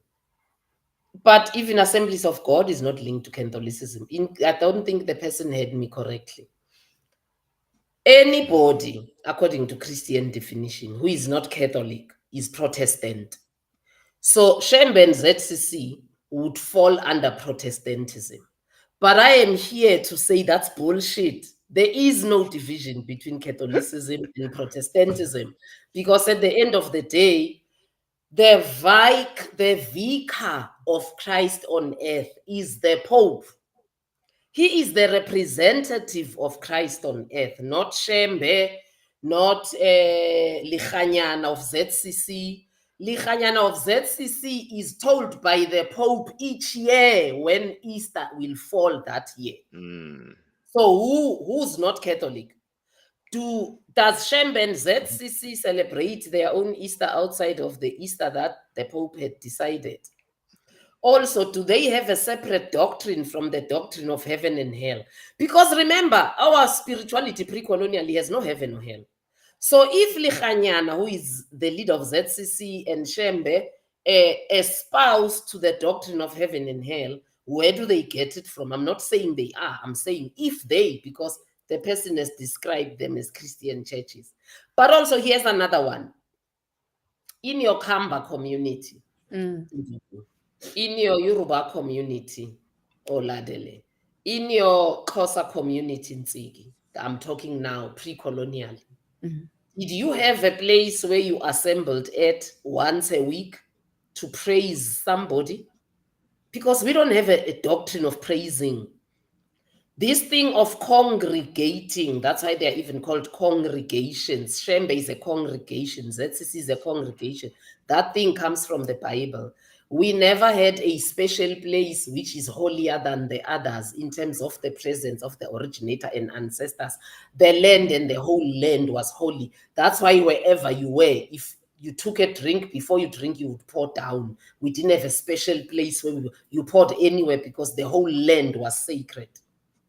Now, if Shembe and ZCC congregate on a particular day of the week, where does that come from? That's Christianity. That's Catholicism. That's the mother of all churches. That was the first church on earth, by the way. Yep. Protestantism breaks from Catholicism through Martin Luther with the thesis of how many? 16 or whatever, where he finds faults with the Catholic Church. But he's not saying I'm not a Christian. He just says I'm not a Christian through the Catholic way. But yeah. Remind them, Mama Khanyisile, that that's the Mzungu Luther, not the Mweusi Luther. That's the white Luther. That's the white Luther, not the black Luther that we know. Oh, yeah. That's why I didn't add the word king. Yeah. That's why I said Martin Luther, the original of Germany, Gutenberg, yeah.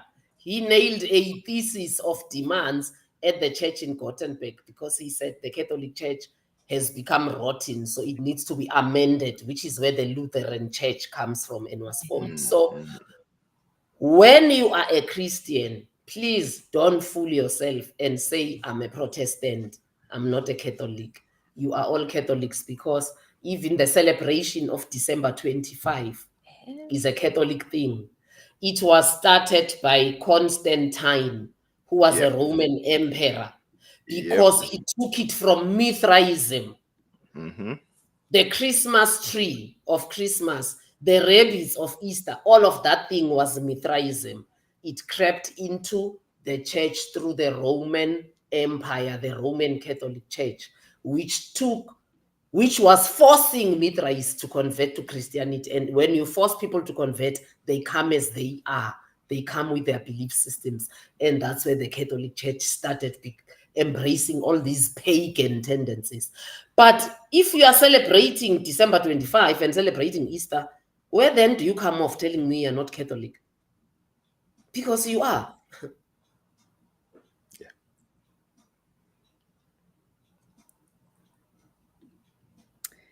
I'm sitting with the poem. Let's go back to the poem.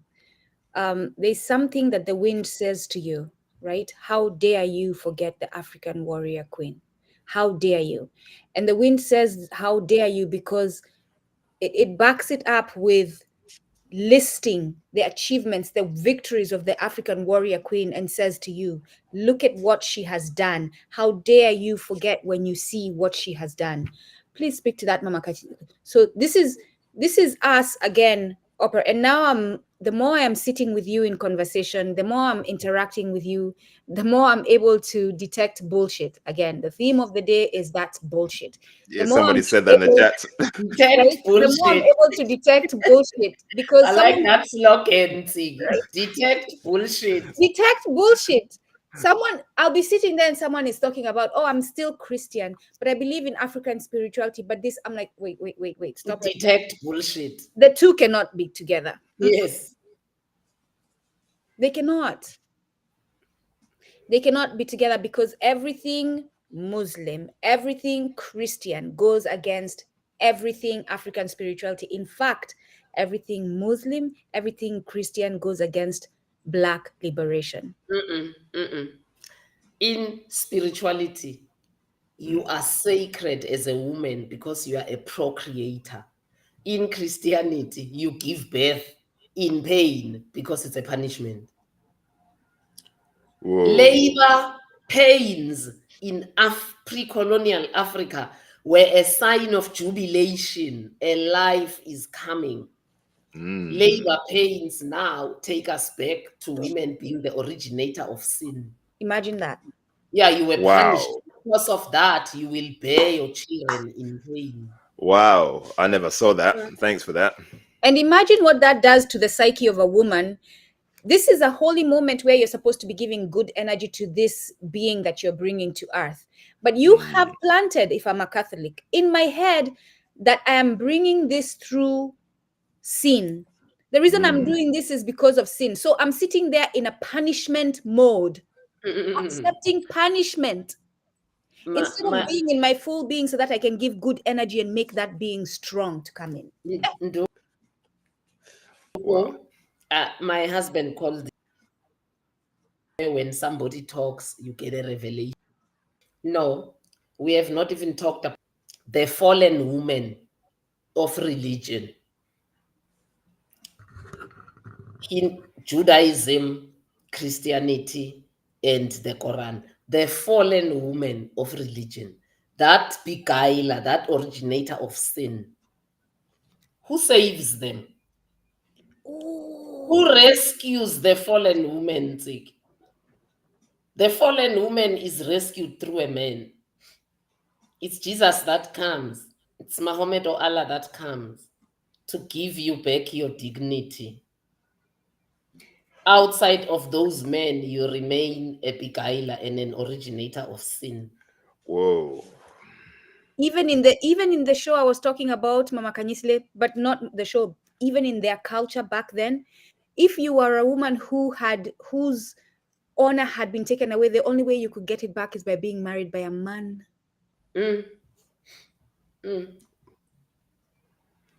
Wow.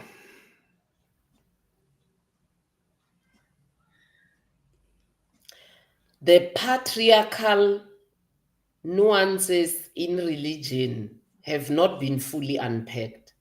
We haven't detected the patriarchal bullshit in religion enough to make women realize that it's misogynistic, that it's patriarchal, that in fact no self-respecting woman should be embracing it. Hey. We have not detected that bullshit enough. But my Because sister, the fact that a man must salvage that woman, it's a kairos moment that struck me as you were speaking, Nduku. I didn't think of it before. So you downgrade this woman and you give them a man as the savior. Yeah. Yeah. Yeah, sis, I was gonna say, but and you discussed this, but how can we get the woman back to believe in themselves as the mother of mankind? Because if you look at every religion, the guides, the protectors of these religions are women. In every church, mosque, whatever, the most people you're going to see is women. So how can we get women back to where they're supposed to be? Because this is basically one of the biggest challenges we face as humanity. It's a slogan Ntsiki will be afraid with, which was used during the apartheid struggle by Congress of South African Students, which united all students at high school. Not so much in primary, but I mean those who were in primary also could be united. So COSAS used the slogan, each one, teach one. At that time, we had no landline at home. It was not a common thing. Classy homes, bourgeois homes had landlines, but it was not typical. Didn't have cell phones. Bourgeois homes had TVs. It was not typical. So the only other way the liberation message would go was person to person, each one, teach one. So we can't turn the volume off on the importance of the African woman, on the position they held in society pre-colonially, on the feats that African women surmounted pre-colonially, on how African culture and religion and spirituality respected the African woman.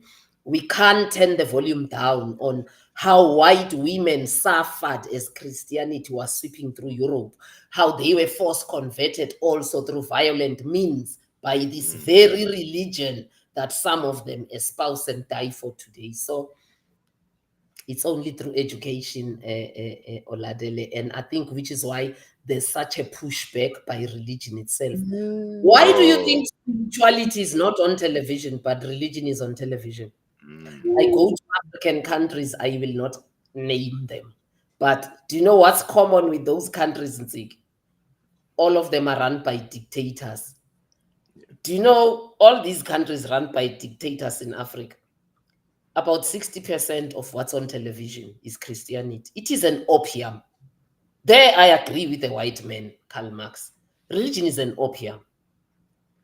In all the African countries I've been to, where I know a man has been in power for the last 30 years, they are dictators.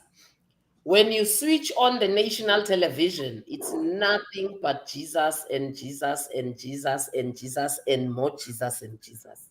It's crazy. So it is. It's so that's why religion is pushing back, because religion knows that the day the woman, for us in Africa, the African woman wakes up and they realize their worth, it is the end of neocolonialism. It is the end of neoliberalism in this continent.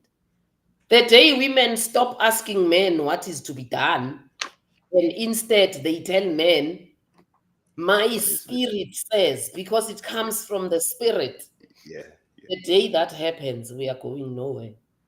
When we are still looking for Solomon and his wisdom, and are not prepared to see the abuse of the pennies.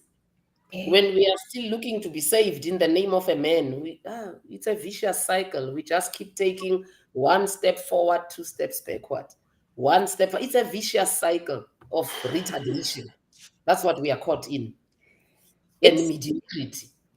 It's interesting you say that, because again, it triggers, and we're going to go to the audience. Someone is saying this, and we can address it. But quickly, before you address this, Kenya is sending a police force to Haiti, right?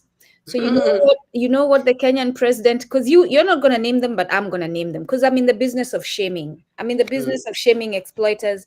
I'm in the business of shaming white boys who think they're superior to me, and reminding them that they're nothing, right? Because if you're standing in your arrogance, I'll use my arrogance to cut you down. I'm not in the business of grace.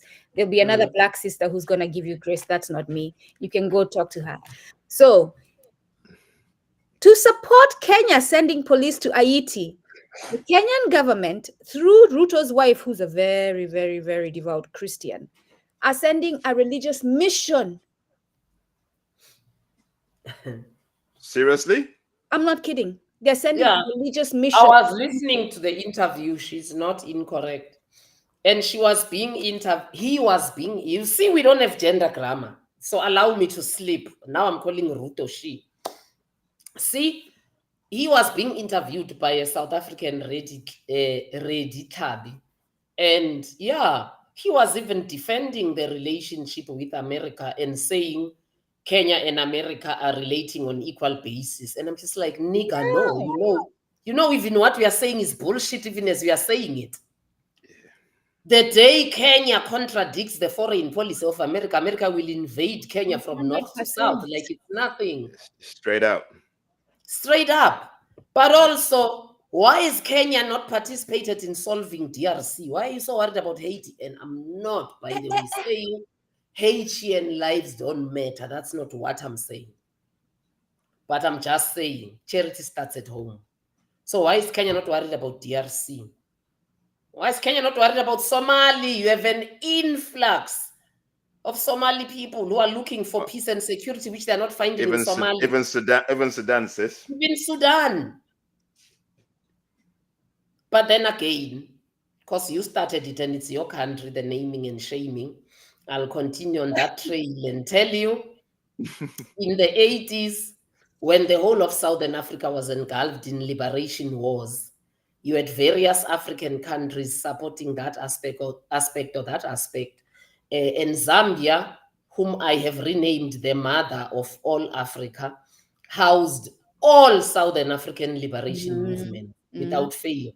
Ian Smith of Rhodesia, now Zimbabwe, would actually go in through air raids and bomb Zambia for housing the two liberation movements of Rhodesia then. And I can tell you, at that time, we used to refer to Kenya as the America of Africa. I mean, Kenyan politicians have always been apolitical. Let's face it, it's not a secret. It is. They've always been apolitical. And Kenya's always gravitated towards America. That's why when you talk with an ordinary Kenyan and you try and talk about Russia or BRICS, they tell you, oh, but Russians are racist. And then I always hurry and ask them, have you ever met a Russian in your life? No. And I say, so how do you know if they're racist? Have you met a French, an American? Did you find them not racist? Yes, I did. So why do you think Russia is racist? It's because that's what your government or your state or your media tells you. And this the poison of what Ruto and his wife are doing is that they're blurring. And those of you who think that church is different from politics, please awaken to this moment and stop the bullshit. Again, BS detector number one right there. The church and the government, the church and politics are one and the same thing. Yeah. They're in bed with each other. That's why I made the statement to Baba Oladele right now that religion is a statutory philosophy. Meaning what? Big English. Religion is state disseminated, upheld, and propagated. Wow. Spirituality is not. That's why There is no single African country that has got holidays of African spirituality. First rain, last rains, first fruit. I mean, in KZN, because the cosmology of Amazulu has to do with reeds, they have the reed dance every year, which is a big thing of a female diet of fertility and first rains and fertility, not just of humans, but the soil. They have it every year. It is not a holiday. Because why? Because Amazulu are part of the artificial nation called South Africa. And South Africa is a Christian statutory state. The constitution says we are not. But I mean, hi. The actions. Christmas is a holiday. Easter is a holiday. Ascension Day is propagated. Sunday is a day of rest. Yep. And it's interesting. I'm glad you say that, because in Kiubuntu, erroneously known as Kiswahili, and why do I say erroneously? Because in our culture, when we say Ki, which is describing languages or culture, and then we say the word that follows, it means the language of that group of people. So Kiubuntu, which is erroneously known as Kiswahili, existed before the Swahili people. The Swahili people are descendants of Arabs who invaded East Africa. Ubuntu existed way before the Arab came to Africa, and the Arab comes and takes control and then takes our language of unity and names it after his descendants. And you all go along with it like it's normal. I'm so glad you say that, because the clever blacks who don't want us to adopt a common African language say, oh, but Kiswahili is an Arab language. Exactly. So I'm glad you are giving us a new name and a context for it, Ki Ubuntu. And Ubuntu, we all know, we are Bantu, we know what it means.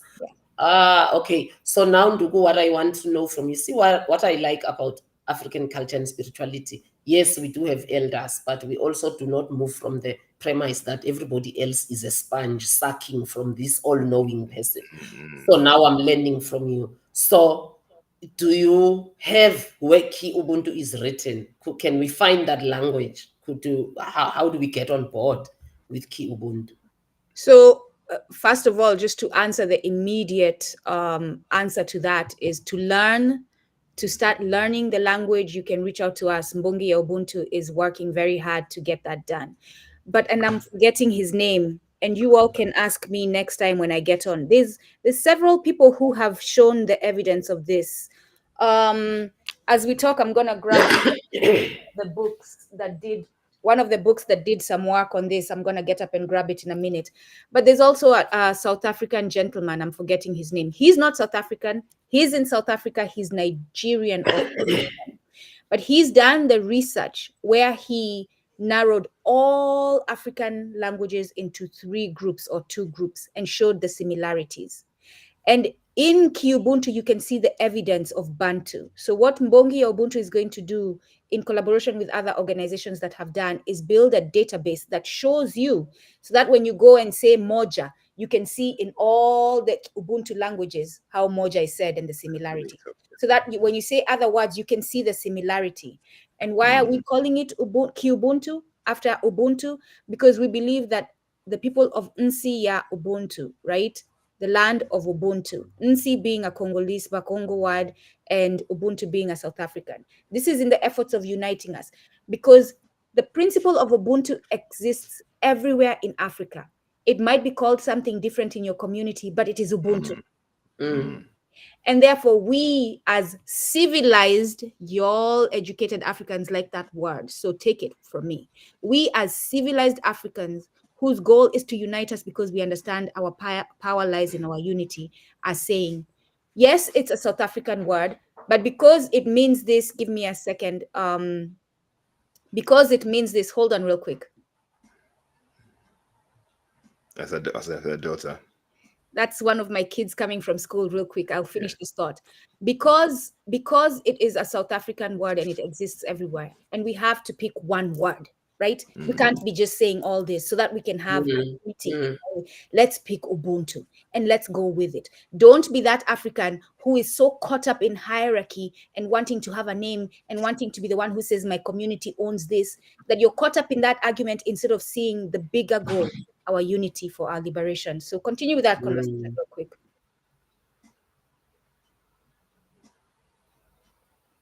Wow. I think for me, that's the beauty of who we are as a people. Oladele, you started by asking. I like how the Spirit keeps prompting us so that we are not all over the place, to come back to the flow. You are the one who prompted us about how it feels to be African. And I think at this moment, I feel really proud to be African, because I just see so many things that unite us from Cape to Cairo, Morocco to Madagascar, more than any other continent. We have such a pull through of this tapestry, that's held together by our philosophy and principles, which are common to all of us. There are Yes. variations of how Zulu people think we came into being through the reed dance, or how the Kikuyu ones, the 12, I think, were they 12 or 10 daughters were put there, and The the daughters, sons, nine daughters of Mumbi. nine. Yeah. Yeah, but so there could be those little variations, but the general philosophy and principles of this tapestry hold us all together under the concept of Ubuntu.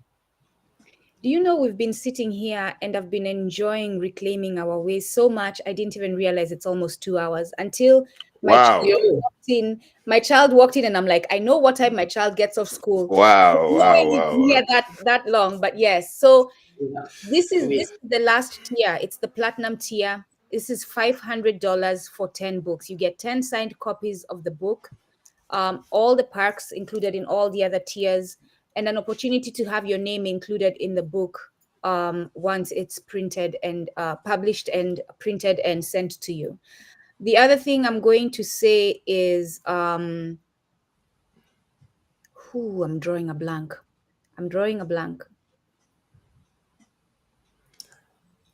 Okay, let me fill it in. Guys, www.mamakanyishilelt.com. www.mamakanyishilelt.com. Basically, all the perks are in the website. Basically, everything. If you want to know more about Mama Khanyisile, our stories, videos, what she's been doing, our thought processes, just go to the website. Everything is on there. It's a work in progress. We're working on it, we're improving it, but every perk has been. And if you so feel like you can actually bless us with $20,000 tonight, you're more than welcome. The quicker we get the money together, the quicker we can publish the book and we can ship it out to people who want to share this knowledge. Yeah. We need to hear this knowledge, guys. The thing that I forgot was, for all these tiers, everyone who supports the publishing of the book, on August 9th, we're going to have an exclusive, intimate sit down with Mama Khanyisile to talk all things African spirituality. This will be a situation where we are all in a Zoom setting where you can be seen on camera, you can come and ask questions, you can actually speak with her virtually. So yes, that's the thing that had quickly gone out of my mind. But let's continue with this question, this statement here, right? I had said we were going to talk about that. And like I said, the website, and we'll put it up and we'll pin it up on the chat. That's where you can find all the information. You'll find all the tiers there.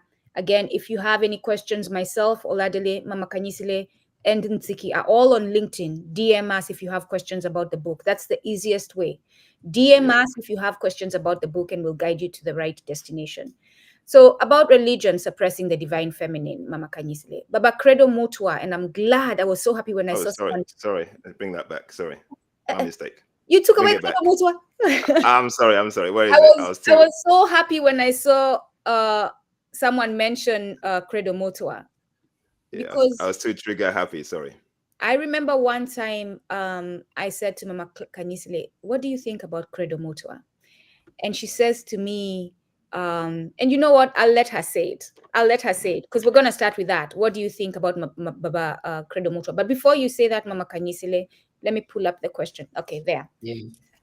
Baba Credo Mutwa said, Father, Son, and Holy Spirit was a way of omitting Father, Son, and Divine Mother. The Ankh, again, who's spiritual? The feminine. So who do you think I almost used the F word. Who do you think the Holy Spirit is? If the woman is the spiritual one. Anyway, the Ankh removed the loop and became a masculine. Mama Khanyisile, what do you think about Baba Credo Mutwa, his life experience and our relationship with him? And this question, tafadhali. Okay, we'll come to Credo Mutwa. Let's first answer the viewer. Let's first correct. But Credo Mutwa did not say father, son, and divine mother. In African spirituality, it's father, child, and divine mother. It is not father, son. But he is correct, and I'm glad. I think it's Gogo Tuli who's posing this. I'm glad, Gogo Tuli, that you are digging up on Credo Mutwa, because that's the most uncelebrated wise man, probably a million times wiser than Solomon, that we ever have witnessed. I think as Africans, I dare say, in the last 2 centuries, maybe, I don't want to be too disrespectful and go beyond 2 centuries, he has told us things that at that time did not even make sense to us, but are playing out now. He's the one who warned us about the 1%, the Bilderberg group that meets annually. He didn't call it Bilderberg. He referred to them. The journalists, investigative journalists, have now come to know, oh, they are called the Bilderberg group. He has told us so much, but sadly, this is what I want to say, because I'll feel bad if I don't say this in this podcast. Even the country where he comes from, South Africa, did not treat him with the respect he deserves. When we had the emergence of what is called young lions in the 80s, the youth that was confronting the system and losing respect for elders, they attacked him in his home. The wife was raped. I take courage from him. I respect him so much for continuing to stand for a people that berated him so much in the name of the struggle at the time. Maybe these are the little nuances that has made the ANC fail in 30 years and be reduced to 40%, because I think in the process of war, there are stray bullets. I'll be the first one to say that as a former guerrilla, but also as a retired admiral. So non-statutory force and statutory force, there are stray bullets in every war. There are victims of war. But we did not go back as a liberation movement in South Africa to fix the rights. We didn't bring in Ubulungisa to say this was wrong. We have not issued a national apology to Credo Mutwa, and I think his spirit still lies grieving in the grave for what we have done to his family. For what? Just because he thought differently? Just because he didn't speak our liberation language? He was far advanced. He was past the little liberation, I would say that, and it's not in disrespect. He was past the mediocre liberation we thought we are seeking and achieving at the time, which we have realized in 30 years that it actually wasn't liberation. He was past that. He was on to bigger things. So no, I'm glad, Gogo Tuli, Kamako, Tokoza Gogo, I am glad that you bring him up. Yes, the loop was removed, not to even make it masculine, but to even make it into a cross. But just the statement that is on the screen now, if you read it, all I would say is get an electronic copy, and I have it, Mama and Nduku and Baba Oladele. So please, if it is required. I've got the copy, actually. I've got a copy. I'm going to post it on the group chat. Yeah. I also have yeah, I've got it. I actually posted it on LinkedIn before. I'm going to do it again. Okay, so their copy I want people to have is called the Egyptian Book of the Dead. That's the one you have. That one I haven't got. Because if you put the Egyptian Book of the Dead here and you put the Bible here, you'll understand the statement on the screen. You will see that the Bible is actually a, what do we call it, Mama Nduku? Plagiarize. Yes, that's the word I'm looking for. The Bible is a plagiarized book from the Egyptian Book of the Dead. I know Christians, shame, and I feel for you because I was once there. I know you believe every word there is inspired of God. No, it's inspired of plagiarism. Go and read the Egyptian Book of the Dead, which predates the Bible by far. Yeah. And then tell me which book was taken from which one. You know, as you're telling that story, and I'm glad you told it, again, transparency so that we can understand the real struggle. Because we talk about Credo, we give him credit, but we don't talk about the pain. And the pain, and now I'm talking to my people. And again, I'm still mad at my people. I'm still mad at you all. Like, I'm seeing you all here in community, but I'm mad at you all 63 of you. Because we do not have the battle stance we need. We need to be in a battle stance. I was going to start with something, but I have been derailed mentally to mention this. We had a session on Kumbukeni last week or the week before that with OBT's Michael Thompson and Sydney Nicholas. OBT is a space, our Black Truth. They're going by a different name now. It's Zulu. I forget the name. Sikona. Sikona is the name they're going by now. Sikona, yeah. And Mama There's an Khanyisile, age there, yes, Sikona. You can tell us about Sikona. Put a pin on that. You can tell us about Sikona in a minute. See how, like, I think I'm being derailed, but it's coming back to returning to our way. And Michael, who has experience from when he was 16 years old. 16 years old, that's how genius Michael is as far as learning how to build tech. 16 years old, he was working with AT&T already in an office building for them tech. And so he has been in these spaces with these Western entities and learned about them. And he said, based on his experience and based on his analysis and based on what's happening now, they intend to colonize us digitally in 24 to 36 months.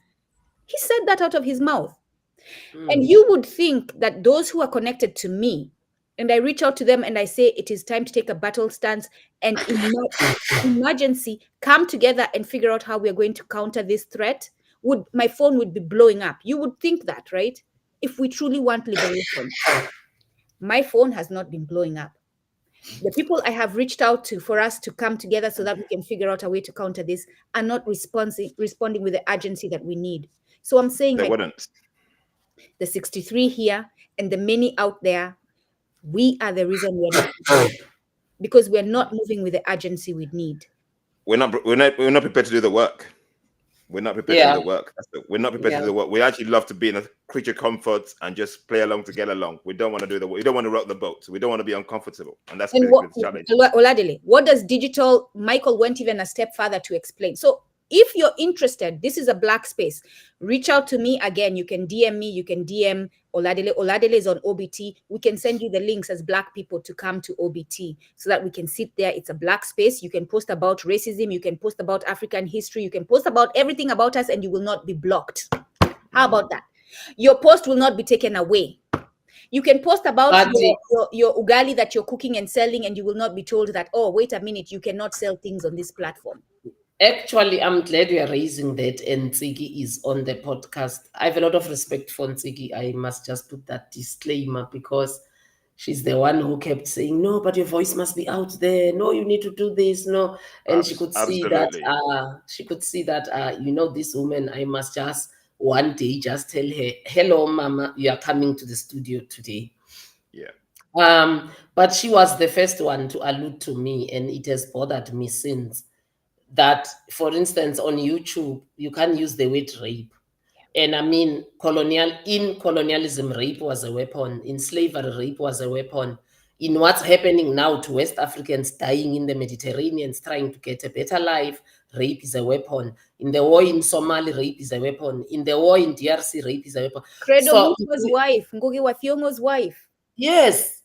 So if we can't mention the word rape, we are being dispossessed of a certain legacy of our history, you know.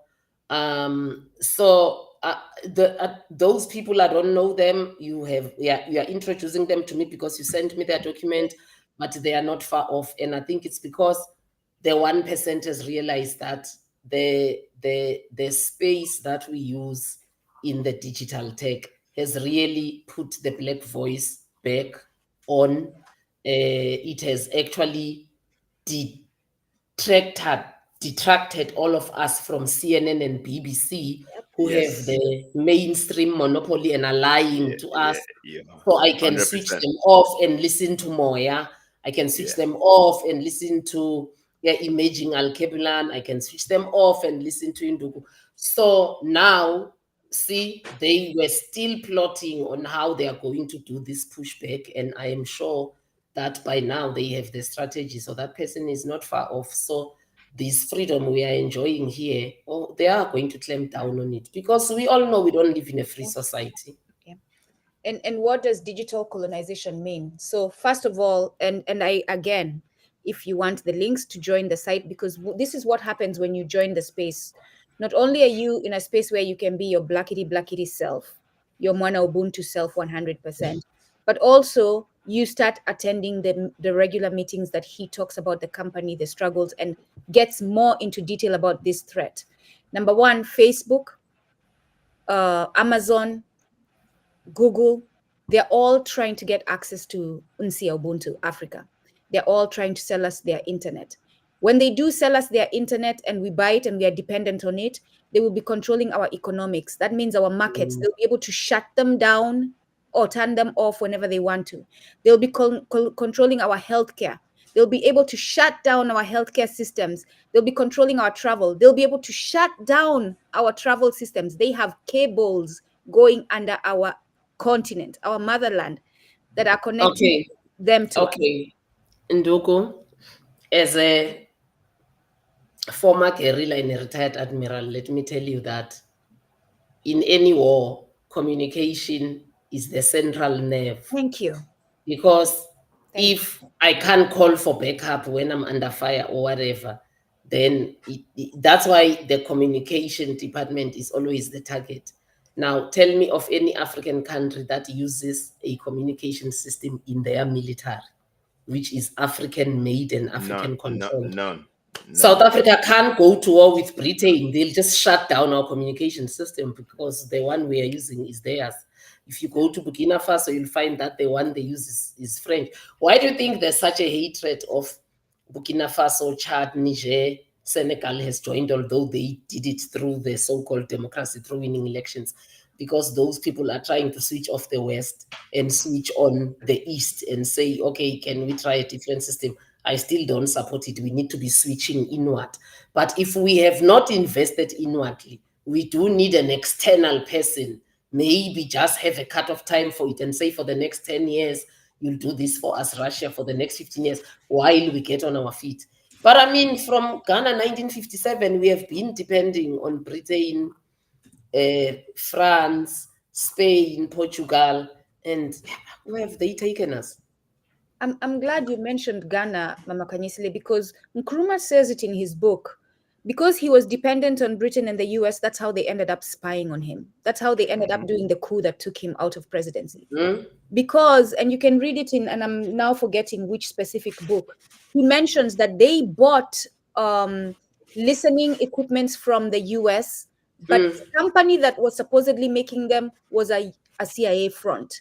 And each of those listening equipment had bugs. And that's how they were collecting intelligence on Ghana and on Nkrumah. Because most of our militaries, former English speaking, use the Philips communication system. I mean, we know where Philips comes from. So the Nkrumah story is actually painful, and I didn't want to be the one who talks about it, and I'm sitting on Ghanaian soil. But I am very angry with Ghanaians, because the more you listen to the Nkrumah story, and I went to his museum actually, see, the CIA could have listened in and could have plotted the coup. If the average Ghanaian was behind Nkrumah, the coup would not have been supported. But Ghanaians themselves did not like Nkrumah. And when I try and interview various Ghanaians, they say, the actual overriding reason was that Nkrumah was looking more to Africa than Ghana. Like, Nkrumah was more an African than he was Ghanaian. Some bullshit thing that when you hear, your hair just stands on ends. He was more worried about Africa than Ghana. Like, is Ghana not part of Africa? Also, it's because Nkrumah understood that he couldn't have created an island of anything in Ghana when the sea called Africa is not on board, because they will just take him out, which is what happened. So I never thought I'll say that and say it on Ghanaian soil, but no, I'm very angry with Ghanaians about Nkrumah. Do you, I'm going to make you even more angry, but I think you actually, given you who you are and the fact that you actually do your research, I think you know this. The current Ghanaian government, and y'all can come for me. I mean, if my death is supposed to be because you're upset that I am awakening our people, go ahead, take it.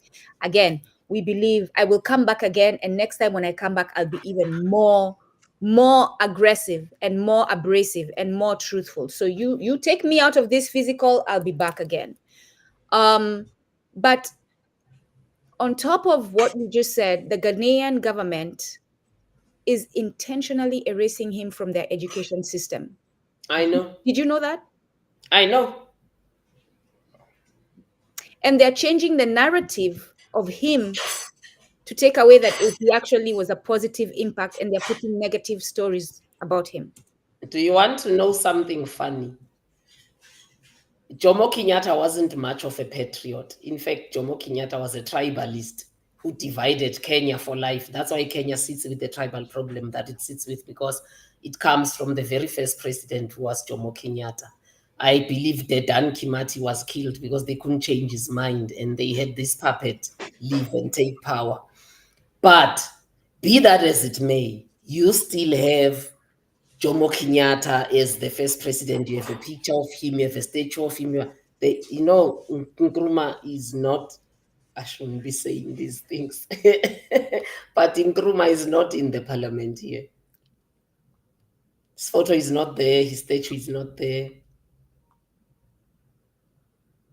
This is the first African country I come to, and the name of the airport does not make sense. It's a man I don't know. It's still Jomo Kenyatta, sellout as he was. It's still Jomo Kenyatta International. You know, I would have expected the airport here to be Kwame Nkrumah Airport. No, it's not. We have got to look at ourselves and hold ourselves accountable. We are the reason we are still subjugated. Like when we sit down and talk about the nuances, yes, the white man is playing a part, but like Mama Khanyisile said, the white man can only play that part so far. He cannot win if he doesn't have people who look like us helping him. If he doesn't have proxies amongst us. And this is where I say goodbye grace, goodbye meeting people where they are. And this morning I did a quick video where I said, because this thing of grace came about, Mama Khanyisile, I don't know if you've been told this, but I am sure you have encountered this in different ways, where people in our community tell you, oh, but you have to meet people where they are. Stop being so aggressive. Yeah, I know. Oh, you're so mean. Why can't you just be nice? Have grace. And I said to them, okay, all right, here, have grace. Let's say today your house is burning.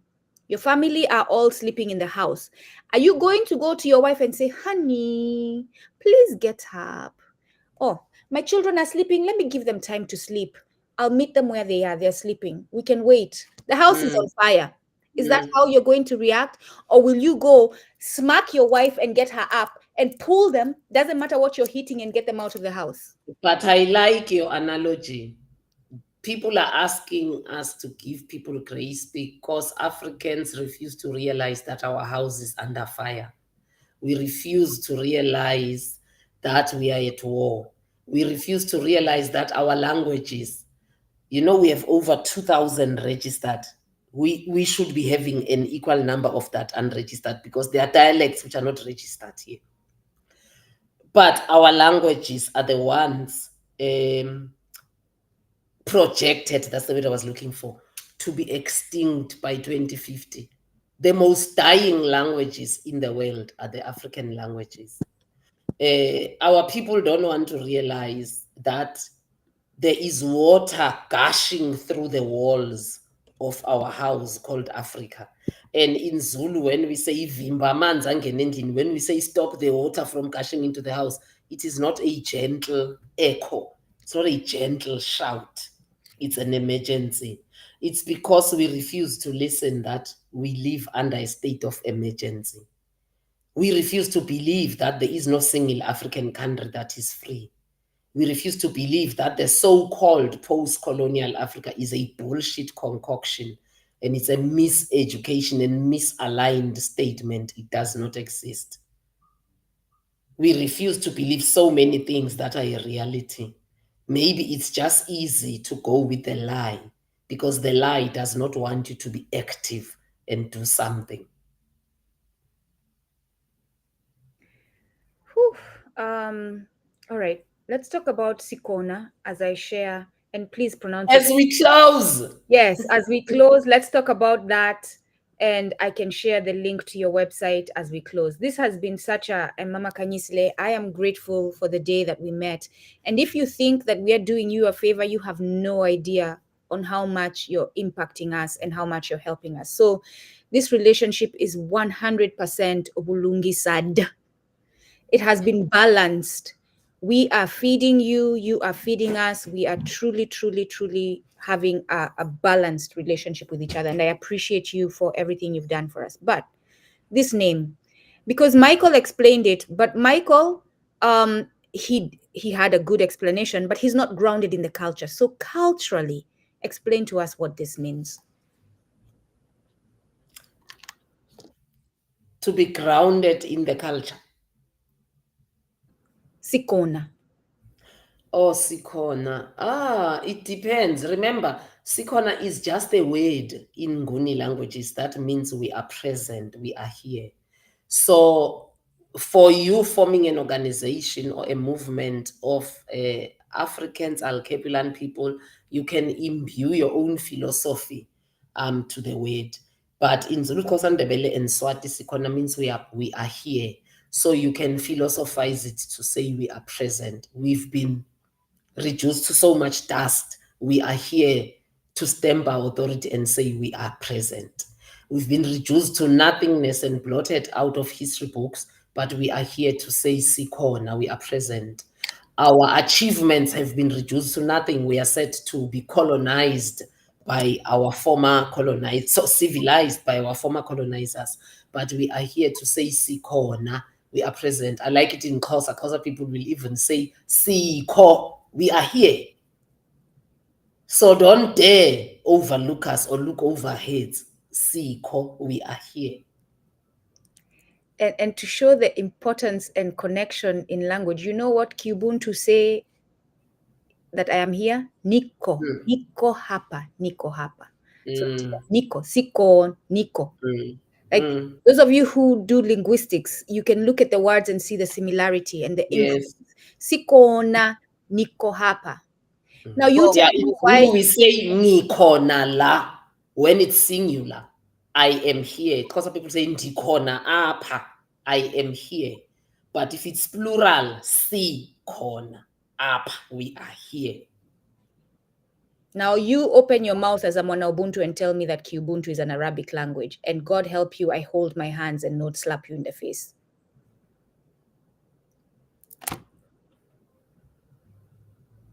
Yeah. You say something, my sister. Let's run this up. Yeah. I was saying good night. I'm ready for good night. Fantastic session.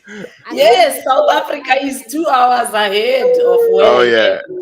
Yes, so I'm looking forward to going back to the session and actually going back and, you know, beautiful session. Thank you so much, Mam Khanyi. Thank you, Nduku. Thank you, Ole. You're more than welcome, my sister. Thank you for joining us, Ntsiki. Thanks for joining us. Thanks for your community as well.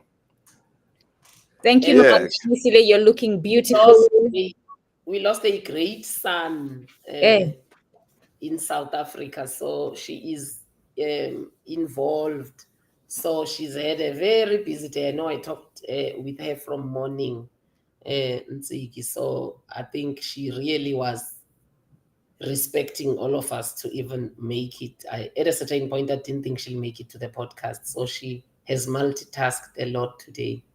So Kamako to your ancestors. We appreciate you. Thank you very much, my sister. Thanks for coming on board. Quickly, Oladele, Mama Khanyisile, Ntsiki, forgive me for doing this, and please have the awareness to realize that you can actually say no. But that to me is an entry and a guidance from the ancestors to honor this great man. You said he was a great man, a great son. So Ntsiki, if you feel that you can speak about it, would you like to speak about it quickly before we close? Well, I think most importantly, and I think that part of honoring African greatness is sessions like this. So it's actually quite a privilege for me, and I think there's definitely an alignment to us hosting Mama Khanyi today, because she is on the same level of elders as the great Dr. Zulu Matabo Zulu, who just passed on. And it's so interesting that we ended off this discussion with the language thing and the word go, which he would have broken down for us exactly what the relationship is. So in that moment, like I felt his spirit in the session, and also just what a great loss. A genius, truly an African genius, one of our greatest intellectuals. He was a gift from the ancestors, truly impacted us in so many different ways, and in his transcendence, the community of spiritual healers in South Africa is convening, which has been something so important that needed to happen. So for us to have lost Dr. Zulu, to bring us all together, is so important. Even now that we're having a dialogue across the seas with the diaspora as well, So the African gods are with us, and we walk with him on his journey, on his transcendence. And although we are devastated, we also are completely humbled and in awe at the greatness of spirit that we were allowed to walk with. So thank you. Thank you. Thank you. Thank you. Thank you, Ntsiki. May he have a peaceful transition, and may the ancestors welcome him as he joins them.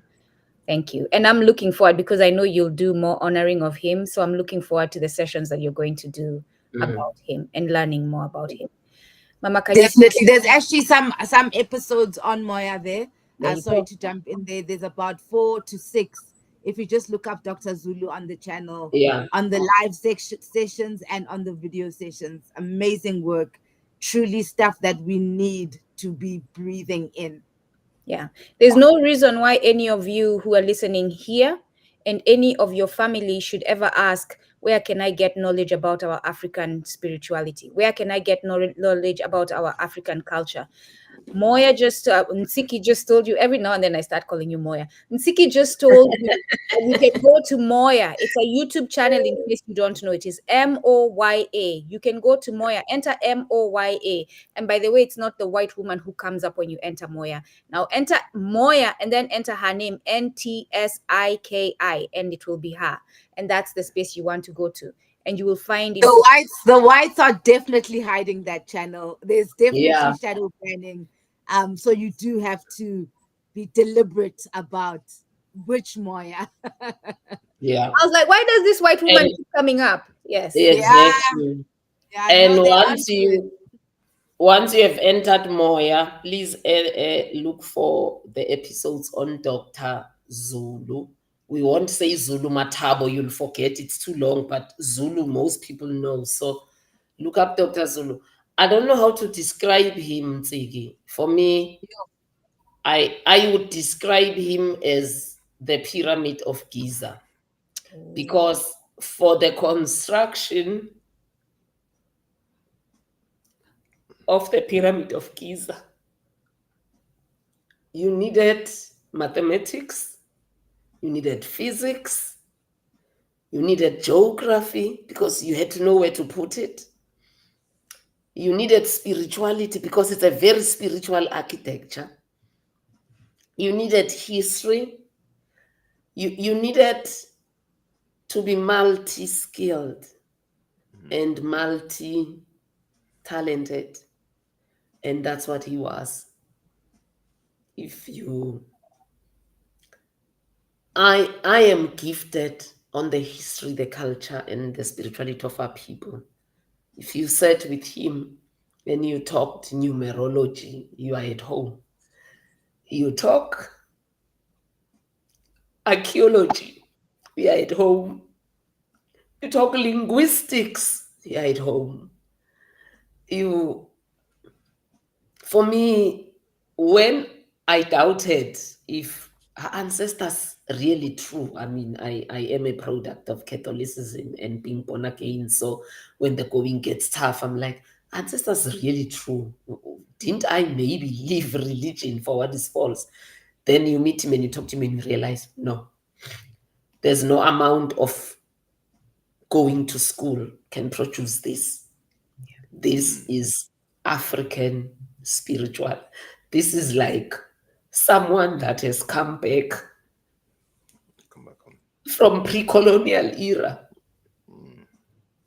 So yeah, for me, that's how I would describe him. And I'm sad that I won't be able to be at his funeral tomorrow. Because I'm in Ghana, but yeah, I think my spirit is there. For the podcast, I think maybe this should be the closure, actually. That appreciate and embrace people when they are still alive. Yeah. I didn't tell him all these things that I'm saying here. I interacted with him. There's a time when we in Cape Town together, me, him, and Ntsiki invited. And yeah, I never told him how special he was because somehow I just thought he'd always be there. He was too special to be called back by our ancestors. So I think, yeah, that's how I want to end this podcast. Appreciate African wisdom when you still have it. It's not here forever. While I can now go and read his books, there are questions I would have wanted to ask him. I don't know why I didn't ask him when he was still alive. He would have explained them better than me reading the book. Some of the questions are not even in his books, but I know he would have had the answer. So as I honor your request to end it there, I'll also say this because you have guided us and this came up before in another situation. Remember, he's not gone from us. Yeah. Right? So reach out and talk to him. He's not gone from us. It goes back to your book. We are spiritual people. He's still with us spiritually. Reach out and talk to him. Like wind came to you and told you to write about the African warrior women. Let the wind come to you and speak to him because he's still listening to you. So thanks, guys. Thanks for joining us, everybody. So much. Thank you, Ntsiki. Mama Khanyisile, we love you. We love you, my sister, man. Thank you. I love you all too. Yeah, thank you. Guys, we need to get this book out. We need $20,000. $20,000. Please buy, share, buy, please. Every platform, you can see the website on there. Mama Khanyisile, LT.com. Just click on the link and let's share it. Let's share this, please. We'll see you soon. The next one should be the July the 5th, the next broadcast. So we'll see you soon. Thanks, everybody. asanteni. Asante, siyabonga, kamaku, tobos. Odaba, no. Morin like Matunari. That's Yoruba. Sounds so nice. You said it so quickly. I know, right? Take your time. Do I close it from my side? No, hold on. Yeah, go. You're not ending the stream, Oladele.